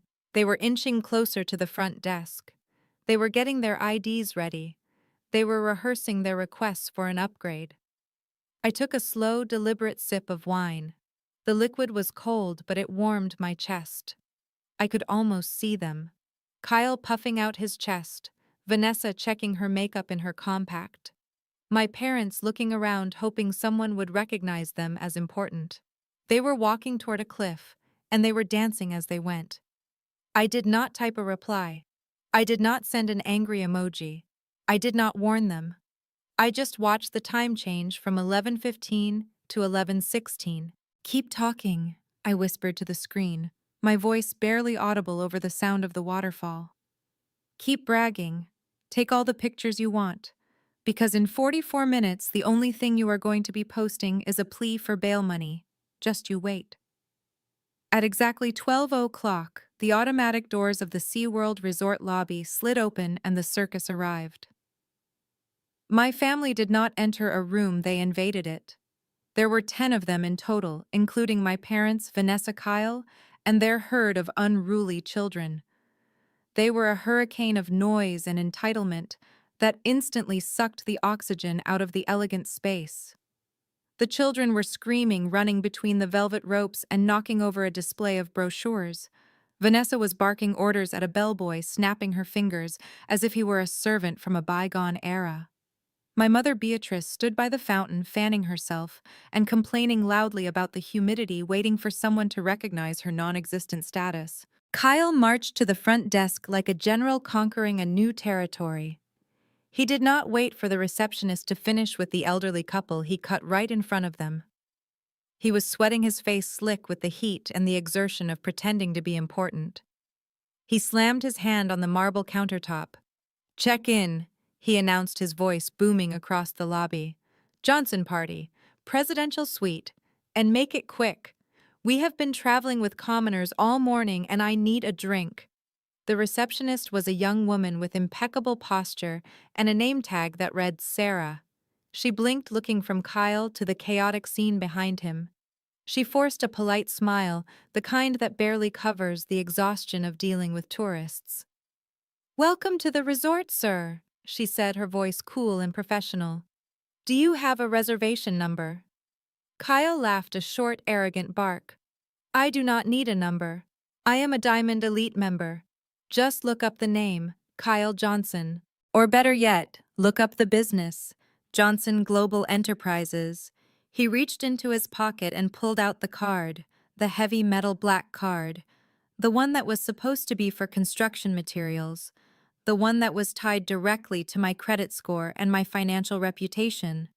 He held it up so the light caught the chip. He wanted everyone in line to see it. He wanted them to know he was the man with the black card. "Charge everything to this," he said, tossing it onto the counter with a metallic clatter. "The room deposit, the resort fees, and upgrade us to the platinum dining plan. We are not here to budget." Sarah picked up the card. She typed something into her terminal. She slid the card through the reader. For a second, there was silence. The kind of silence that precedes a thunderclap. Then came the sound. A harsh, dissonant electronic buzz that cut through the lobby chatter like a knife. It was the sound of rejection. On the screen facing Sarah, a large box flashed. It was not green. It was an angry, pulsing red. The letters were bold and impossible to miss. "Declined. Code 404. Fraud alert. Report to security." Sarah's smile vanished instantly. Her eyes narrowed. She looked at the screen, then at the card, then up at Kyle. The warmth was gone from her face, replaced by the icy scrutiny of a gatekeeper who realizes someone is trying to climb the fence. "I am sorry, sir," she said, her voice loud enough for the people in line to hear. "This card has been declined. The system is flagging it as stolen or compromised." Kyle's face turned a shade of purple that clashed with his neon tracksuit. "What are you talking about?" he sputtered. "That is impossible. That is a black card. Run it again. Your machine is broken." "I cannot run it again, sir," Sarah said, pulling the card off the counter and holding it out of his reach. "The instruction is to confiscate the card and contact the issuer." "Confiscate!" Kyle screamed, slamming his fist on the desk. "Give me back my card." "Do you know who I am?" "I know that your payment method has been terminated," Sarah said, reaching for the phone on her desk. "Security to the front desk, please. We have a code red." Behind Kyle, the family stopped moving.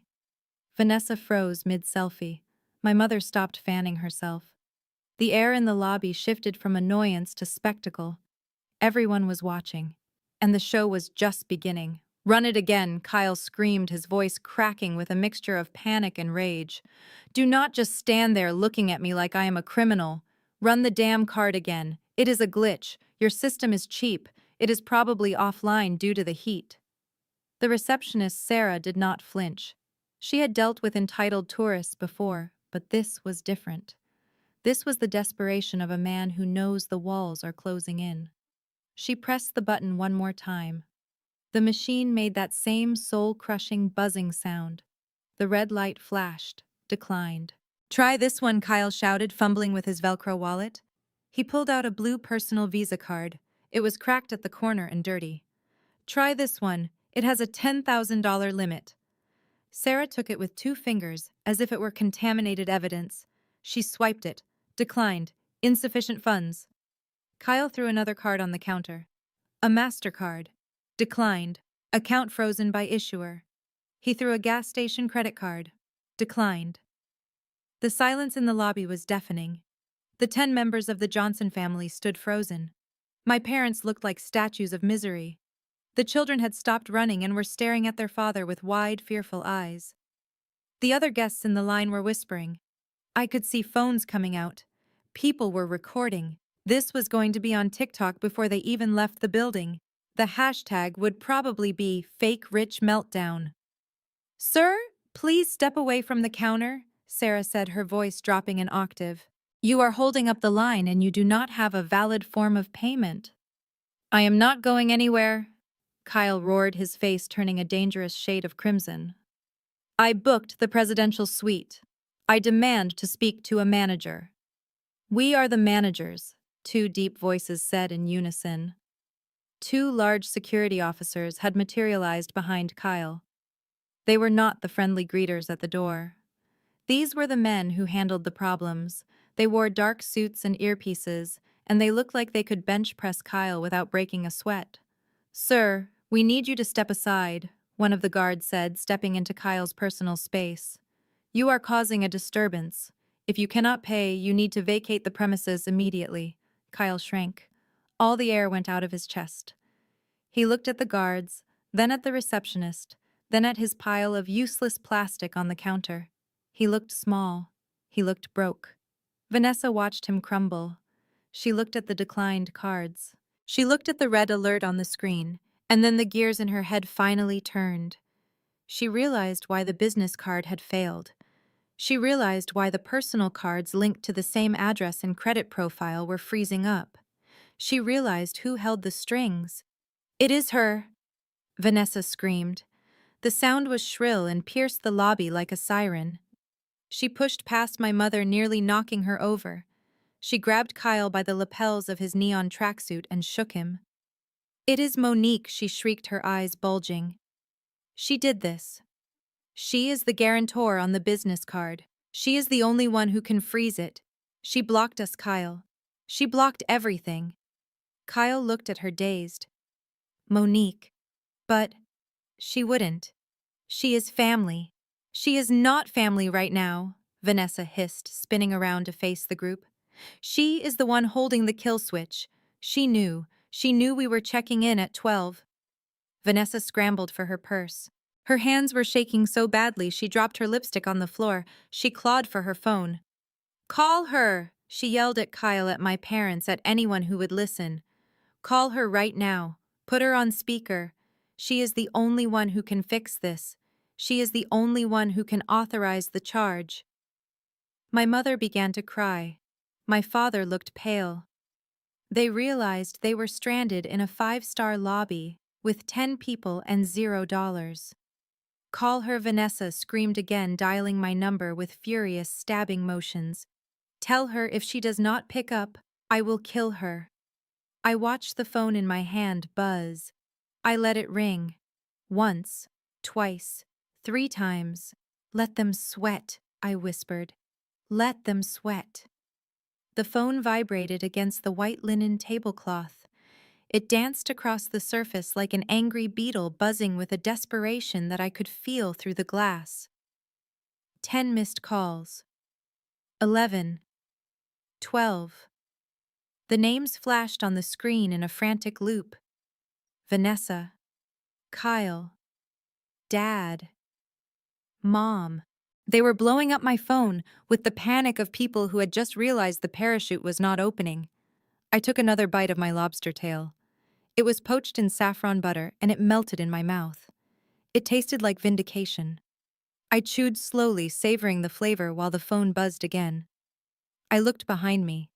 Through the massive curved glass wall of the underwater dining room, 2 dolphins were playing catch with a piece of kelp. They spun and twirled their sleek gray bodies, catching the light that filtered down from the surface. It was a scene from a movie. It was the kind of view that cost more than my brother-in-law made in a year. On the 15th ring, I decided they had suffered enough. Or rather, I decided I was ready to let them see me.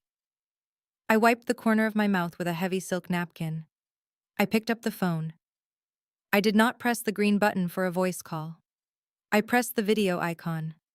I wanted them to see. I wanted them to witness the upgrade. The call connected instantly. The screen split. On the top half was my face, cool and collected, framed by the azure blue of the water and the dancing dolphins. On the bottom half was chaos. I saw them. They were huddled around the phone in the center of the hotel lobby, like survivors of a shipwreck fighting over a ration bar. The angle was unflattering, looking up at their double chins and their nostrils. Kyle's face was a map of rage. His skin was blotchy and purple. Sweat was dripping down his forehead, matting his hair to his skull. Vanessa was behind him, her eyes wild, her makeup starting to run in the humidity. Kyle did not say hello. He did not ask how I was. He screamed so loud that the audio on my phone clipped and distorted. "Mon'nique, you crazy witch, what did you do? What did you do to my cards? We are standing at the front desk and everything is declined. You cut us off." I held the phone steady. I took a sip of my iced tea, the ice cubes clinking softly. I made sure to angle the camera so they could see the lobster shell on my plate. I made sure they could see the massive dolphin gliding right over my shoulder, its eye looking directly into the lens. "Hello, Kyle," I said, my voice smooth and unbothered. "Hello, Vanessa. You look a little stressed. Is the check-in process not going smoothly?" I thought elite VIPs breezed right through. "Don't play games with me, Mon'nique," Kyle roared, saliva flying from his mouth and hitting his phone screen. "I know you did this. The bank said the guarantor flagged the account for fraud. You are the guarantor. You froze my money. Fix it. Fix it right now, or I swear to God I will." "You will what, Kyle?" I interrupted softly. "You will sue me with the money you do not have. You will hire a lawyer with the credit card that just bounced. You are screaming at the person who owns your debt. You might want to lower your voice before security drags you out." "It is not a background," Vanessa screeched from behind him, pointing at my screen. "Look at the background, Kyle. That is not a zoom filter. That is real water. Where is she?" I smiled. It was a sharp, dangerous smile. "I am glad you asked," I said. "Why don't you turn around? I am closer than you think." I hung up the phone. The screen went black. I stood up. I smoothed down my silk dress. I looked at Jalen, who was sitting across from me, grinning from ear to ear. "Ready for the main event, baby?" I asked. He nodded. "Let us go say hello to the family." "Hang tight," I said to the dark screen of my phone, my voice echoing slightly in the quiet hallway. "I am closer than you think. In fact, I am right behind the velvet rope." I signaled to the guard standing at the heavy mahogany doors. These were the doors located directly behind the main reception desk. Most guests did not even notice them. They had no handles on the outside and no signage. They were the portal to the Ultra VIP Lounge, a space reserved for celebrities, royalty, and people who could buy the hotel if they felt like it. The guard nodded and pressed a button. The magnetic locks disengaged with a heavy thud that sounded like a vault opening. The doors swung outward slowly and dramatically, revealing the chaotic, bright lobby to us, and revealing us to the lobby. Jalen stepped out first.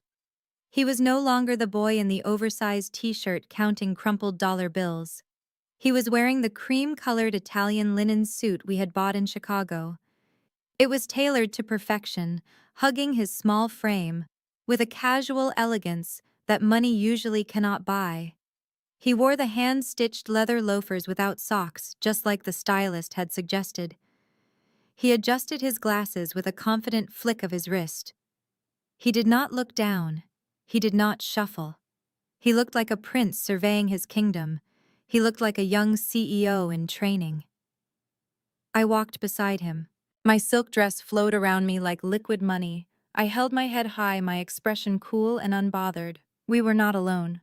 Flanking us were two private security officers, large men with earpieces, who moved with the silent lethality of panthers. Walking slightly ahead of us was a man in an impeccable gray three-piece suit. It was Mr. Henderson, the resort director. He was the man who ran the entire operation, the man Kyle had been screaming to see just moments ago. But Mr. Henderson was not looking at Kyle. He was bowing to us. Ms. Williams. Mr. Henderson said, his voice carrying clearly in the sudden silence of the lobby. I apologize for the disturbance out here. We can have security clear a path to your limousine if you prefer not to walk through the crowd. I stopped walking. I stood at the top of the small set of stairs that led down to the main floor. The elevation gave me the perfect vantage point. The silence that fell over the lobby was absolute. It started at the front desk and rippled outward until even the crying babies seemed to hold their breath. Kyle stood there frozen. His hand was still half raised, reaching for the manager he thought he deserved. He was wearing his neon tracksuit, which suddenly looked cheap and ridiculous against the backdrop of real luxury. His face was slick with sweat. His mouth hung open. Vanessa was standing behind him, clutching her fake designer bag. She looked at me, then she looked at Jalen. Her eyes widened until I thought they might pop out of her head. She looked at the linen suit. She looked at the deference the staff was showing us. She looked at the woman she had called poor and the boy she had called rough. The contrast was brutal. On one side was a sweaty, screaming family surrounded by declined credit cards and humiliated children. On the other side was elegance, calm, and the undeniable aura of power. I locked eyes with Kyle. I did not scream. I did not frown. I just raised one eyebrow. "Hello, family," I said, my voice cutting through the silence like a diamond cutter.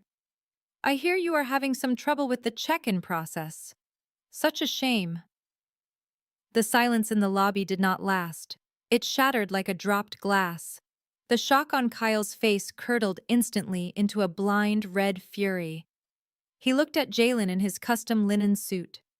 He looked at me in my silk dress. He looked at the resort director bowing to us. The humiliation was too much for his ego to process. He snapped. "You think you are funny, Mon'nique?" He screamed, his voice cracking with hysteria. "You think you can embarrass me in front of my family?" He lunged. He moved with the desperate clumsiness of a man who has lost control. He rushed up the 3 small stairs toward the VIP platform, reaching for the phone in my hand. His fingers were clawed. He wanted to smash the device. He wanted to smash the evidence. "Give me that phone," he roared. "Undo it. Undo it right now, you witch." He never reached me. He never even got close. The security officer on my left moved with a speed that defied his size. He stepped forward, one clean, fluid motion. He did not punch Kyle. He did not tackle him. He simply intercepted him. He caught Kyle's wrist in midair. He twisted. There was a sharp yelp of pain. Kyle spun around, forced by the leverage of his own momentum. The guard drove Kyle's arm up behind his back, locking the shoulder joint. It was a professional restraint, cold and efficient. Kyle was forced to bend over, his face pressed against the cool marble of the pillar, his cheek squashed against the stone. "Let me go," Kyle squealed, kicking his legs uselessly. "This is assault. I will sue you. I will sue this whole hotel. Sir, if you struggle, I will be forced to restrain you on the floor." The guard said, his voice calm and bored. "I suggest you remain still." The lobby gasped. Tourists covered their mouths. Phones were recording from every angle. Vanessa screamed a high-pitched wail of horror, clutching her children to her polyester leggings. I did not flinch. I did not step back. I stepped forward. I looked down at my brother-in-law, pinned against the column like a butterfly on a mounting board. Then I looked at my parents, who were staring at me with horror and confusion. "You want to know why the cards declined?" I asked, my voice steady and clear. "You want to know why you are homeless in Orlando?" I unlocked my phone. I opened the email from the bank. The one titled Notice of Acceleration and Fraud Investigation. I turned the screen outward. I held it up like a lantern in the darkness. I walked down one step so my parents could see it clearly. "Read it," I said. "Read the highlighted section." My father squinted. He read the words out loud, his voice trembling. Reason for termination. Misappropriation of business funds for personal use. Unauthorized transaction. SeaWorld Elite Package, $15,000. I swiped the screen. And this one, I said. Unauthorized withdrawal from Medical Emergency Trust. Recipient Vanessa Johnson. Purpose, luxury retail and spa services. Amount $20,000. I looked at my mother. She went pale. She looked at Vanessa. You told me you needed money for the house, Mama whispered. You told me the roof was leaking. I held the phone closer to Kyle's face. I did not cut you off, Kyle, I said. You cut yourself off. You stole from the business. You stole from the family. And you thought I was too stupid to notice. I looked at the crowd. This man is not a VIP, I announced. He is a fraud. And his credit limit just hit 0. I stepped closer to Kyle. The security guard still had his arm twisted behind his back, forcing him to listen. I held the phone steadily in front of his face so he could not look away from the consequences of his own greed. The lobby was so quiet you could hear the hum of the air conditioning and the terrified breathing of my sister. Let me explain this to you clearly, Kyle, so there is no confusion. I said, my voice calm and clinical, like a surgeon diagnosing a terminal illness. You treated a business line of credit like a personal piggy bank. You signed a contract stating that these funds were for renovation and real estate acquisition only. I swiped the screen to the next page of the document. SeaWorld is not real estate. Chanel is not renovation. That is called breach of contract. But because you are the director of the company, it is also called fraud. And when the bank detects fraud, they do not just decline the transaction, they trigger a safety mechanism. I looked at my parents who were huddled together watching me with wide, fearful eyes. They needed to hear this too. It is called the acceleration clause, I said, letting the words hang in the air. It is standard in every commercial loan agreement. It means that because you broke the rules, the payment plan is over. The bank is no longer willing to wait for monthly installments. They do not trust you to pay them back over time because you are stealing from them right now. Kyle grunted, trying to pull away, but the guard tightened his grip. So here's the math, I continued. You do not just owe the $15,000 for this trip. You owe the $4,000 for the bag. You owe the $2,000 for the watch. You owe every single penny you have siphoned off for the last 2 years. The bank has called the loan, Kyle. I leaned in closer. The total outstanding balance is $50,000. And it is not due next month. It is not due next week. It is due immediately. Vanessa let out a small whimper. 50,000. We do not have 50,000. I looked at her. I know you don't, but you better find it. I turned back to Kyle. You have exactly 24 hours to wire the full amount to the bank. If the funds are not received by noon tomorrow, the bank moves to the next step of recovery. I paused. This was the blow that would hurt the most. This was the secret he had kept from everyone. You didn't just sign with your signature, Kyle. You signed with collateral. You didn't have any assets of your own, so you used a power of attorney to pledge the only asset available to you. I looked at the elderly couple standing behind Vanessa. I looked at the parents of the man who was currently pinned against a marble column. You pledged your parents' house, I said softly. The color drained from Kyle's face. He stopped struggling. If that $50,000 is not paid by tomorrow, the bank will initiate foreclosure proceedings on your parents' home. They will seize the property to cover your debt. A scream pierced the air. It came from Kyle's mother. She collapsed onto a suitcase, clutching her chest. You gambled with their roof, I said, standing tall. And you lost. I signaled to the guard. You can let him go now. He needs to start making phone calls. The guard released him. Kyle slumped to the floor, rubbing his shoulder. He looked up at me with pure hatred, but also with terror. Mon'nique, please, he whispered. I turned my back on him. Tick-tock, Kyle. You have 24 hours. I suggest you start selling that watch. My mother's face was a mask of conflicting emotions. She looked at Vanessa, the favorite daughter who had just looted her life savings for a spa day. You would think she would scream. You would think she would slap her face. But habits run deep. Denial is a powerful drug. Instead of turning on the thief, she turned on the police. She reached out and grabbed my arm. Her grip was weak, trembling. Mon'nique, she pleaded, her voice cracking. Baby, please, don't do this. We can figure out the money later. Just fix it. For now, fix it for your father.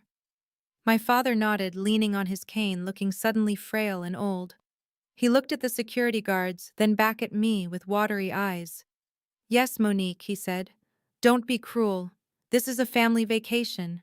We are all here together. Let us not ruin the memories over money.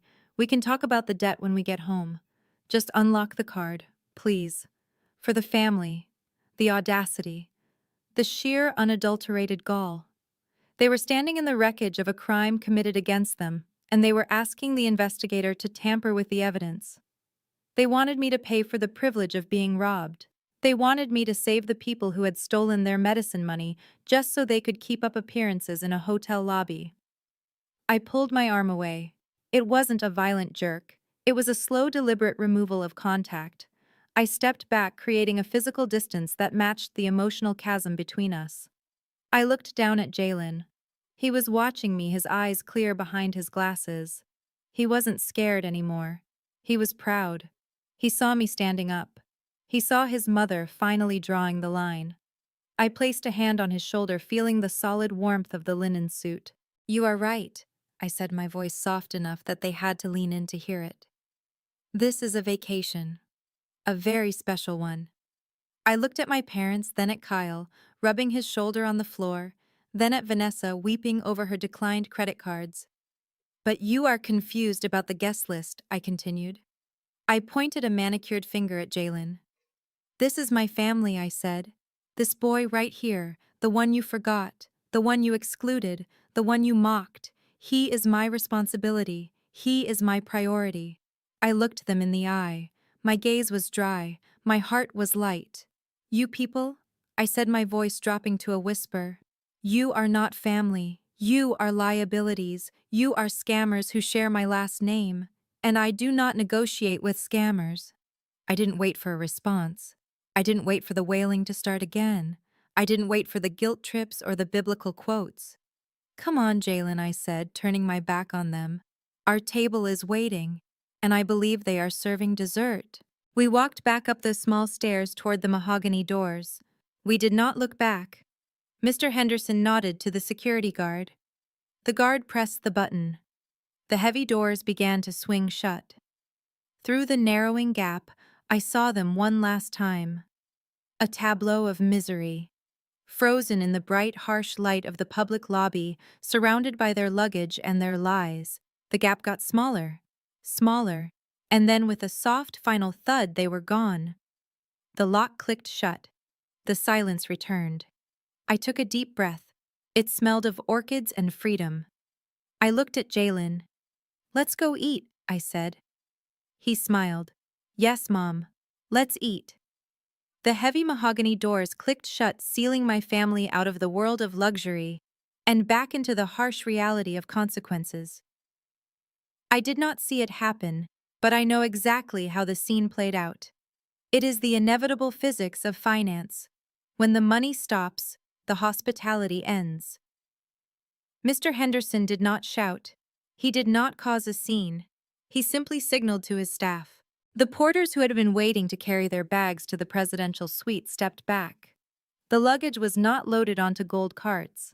It was left standing on the marble floor. I am afraid we cannot accommodate you without a valid method of payment, Mr. Henderson would have said, his voice cool and final. You have 5 minutes to vacate the lobby before I call the police for trespassing. My mother Beatrice tried to play the hero. She reached into her purse with shaking hands. She pulled out the debit card for the medical emergency fund. She thought she could salvage the trip. She thought she could swipe the card and pay for at least a standard room. She thought there was still $30,000 left in that account. She did not know that I had logged in 10 minutes ago. She did not know that the moment I saw the transaction for Vanessa's swimwear, I had transferred the remaining balance to a secure trust account that only I could access. I had drained the swamp to stop the mosquitoes from breeding. She swiped the card. The machine buzzed. Insufficient funds. The look on her face must have been devastating. The realization that the well was truly dry. They were escorted out, not to a limousine, not even to the shuttle bus. They were guided to the curb where they had to call 2 Uber XLs using a credit card my father had hidden in his sock drawer that was nearly maxed out. They did not go to another resort. They could not afford the resort fees. They drove. They drove away from the manicured lawns and the dolphin fountains. They drove past the nice hotels. They drove past the mediocre hotels. They drove 20 miles out to the edge of the highway where the streetlights flicker and the grass grows through the cracks in the pavement. They checked into the Sunshine Motor Inn. It was a cruel name. There was no sunshine. The paint was peeling in long gray strips like dead skin. The pool was empty and filled with old leaves. The sign out front had a missing letter, so it just read, Motel. They rented 2 rooms for 10 people.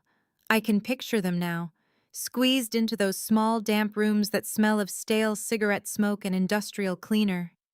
Kyle sitting on a bed with a sagging mattress staring at the wall. Vanessa trying to kill a cockroach in the bathroom with her expensive fake designer shoe. The children crying because the Wi-Fi does not work and the TV only has 4 channels. There is no room service. There is no concierge. Dinner was not the surf and turf buffet they had promised the kids. Dinner was a trip to the gas station across the street. I imagine them boiling water in the small stained coffee pot by the sink. I imagine the smell of cheap instant noodles filling the room, mixing with the smell of regret. Vanessa probably tried to post a picture, maybe a close-up of her face so no one could see the water stains on the ceiling, but she knew. They all knew. They were eating styrofoam cup noodles while sitting on a polyester bedspread that had not been properly washed in a decade. Meanwhile, 20 miles away, I was slicing into a piece of key lime pie while a dolphin watched me eat. Justice, I realized, tastes remarkably sweet. And it is best served cold. The landing was rougher than the flight. When we returned to Atlanta, the legal system was waiting. The bank did not treat Kyle's spending spree as a misunderstanding. They treated it as criminal fraud. The lawsuit was filed within 48 hours. They did not just want the money back, they wanted justice. The acceleration clause was enforced with ruthless efficiency. The foreclosure sign went up on the front lawn of that McMansion they were so proud of before the week was over. It was a house of cards built on debt and deceit, and the wind had finally blown it down. Neighbors slowed their cars to watch the movers carry out the velvet sofas and the fake art. It was a spectacle. But I knew that for Vanessa, losing the house was not the worst part.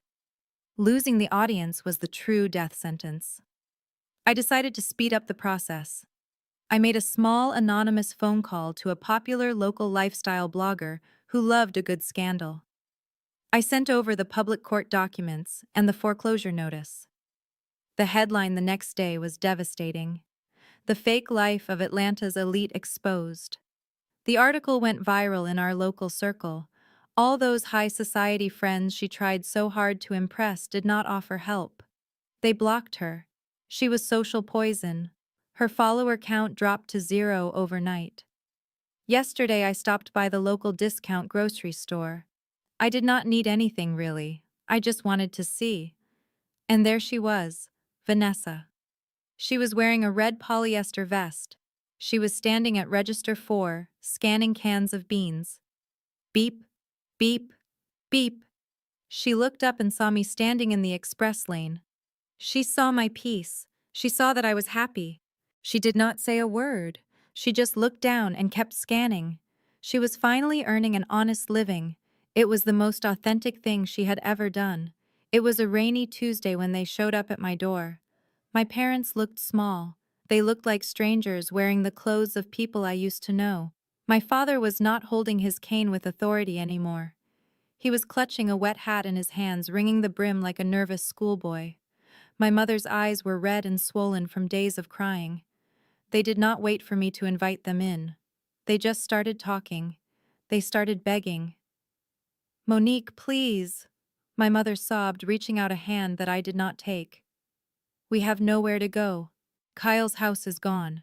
They took the furniture. They took the car. We are staying in a motel, Mon'nique. A motel with bugs. You have to help us. We are your parents. We raised you." My father chimed in, his voice shaking. "We made a mistake, Mon'nique. A terrible mistake. But you cannot leave us out on the street. We are family. God forgives Mon'nique. You should forgive too." I looked at them. I looked at the people who had taught me to be afraid of poverty while spending every dime I earned. I felt nothing.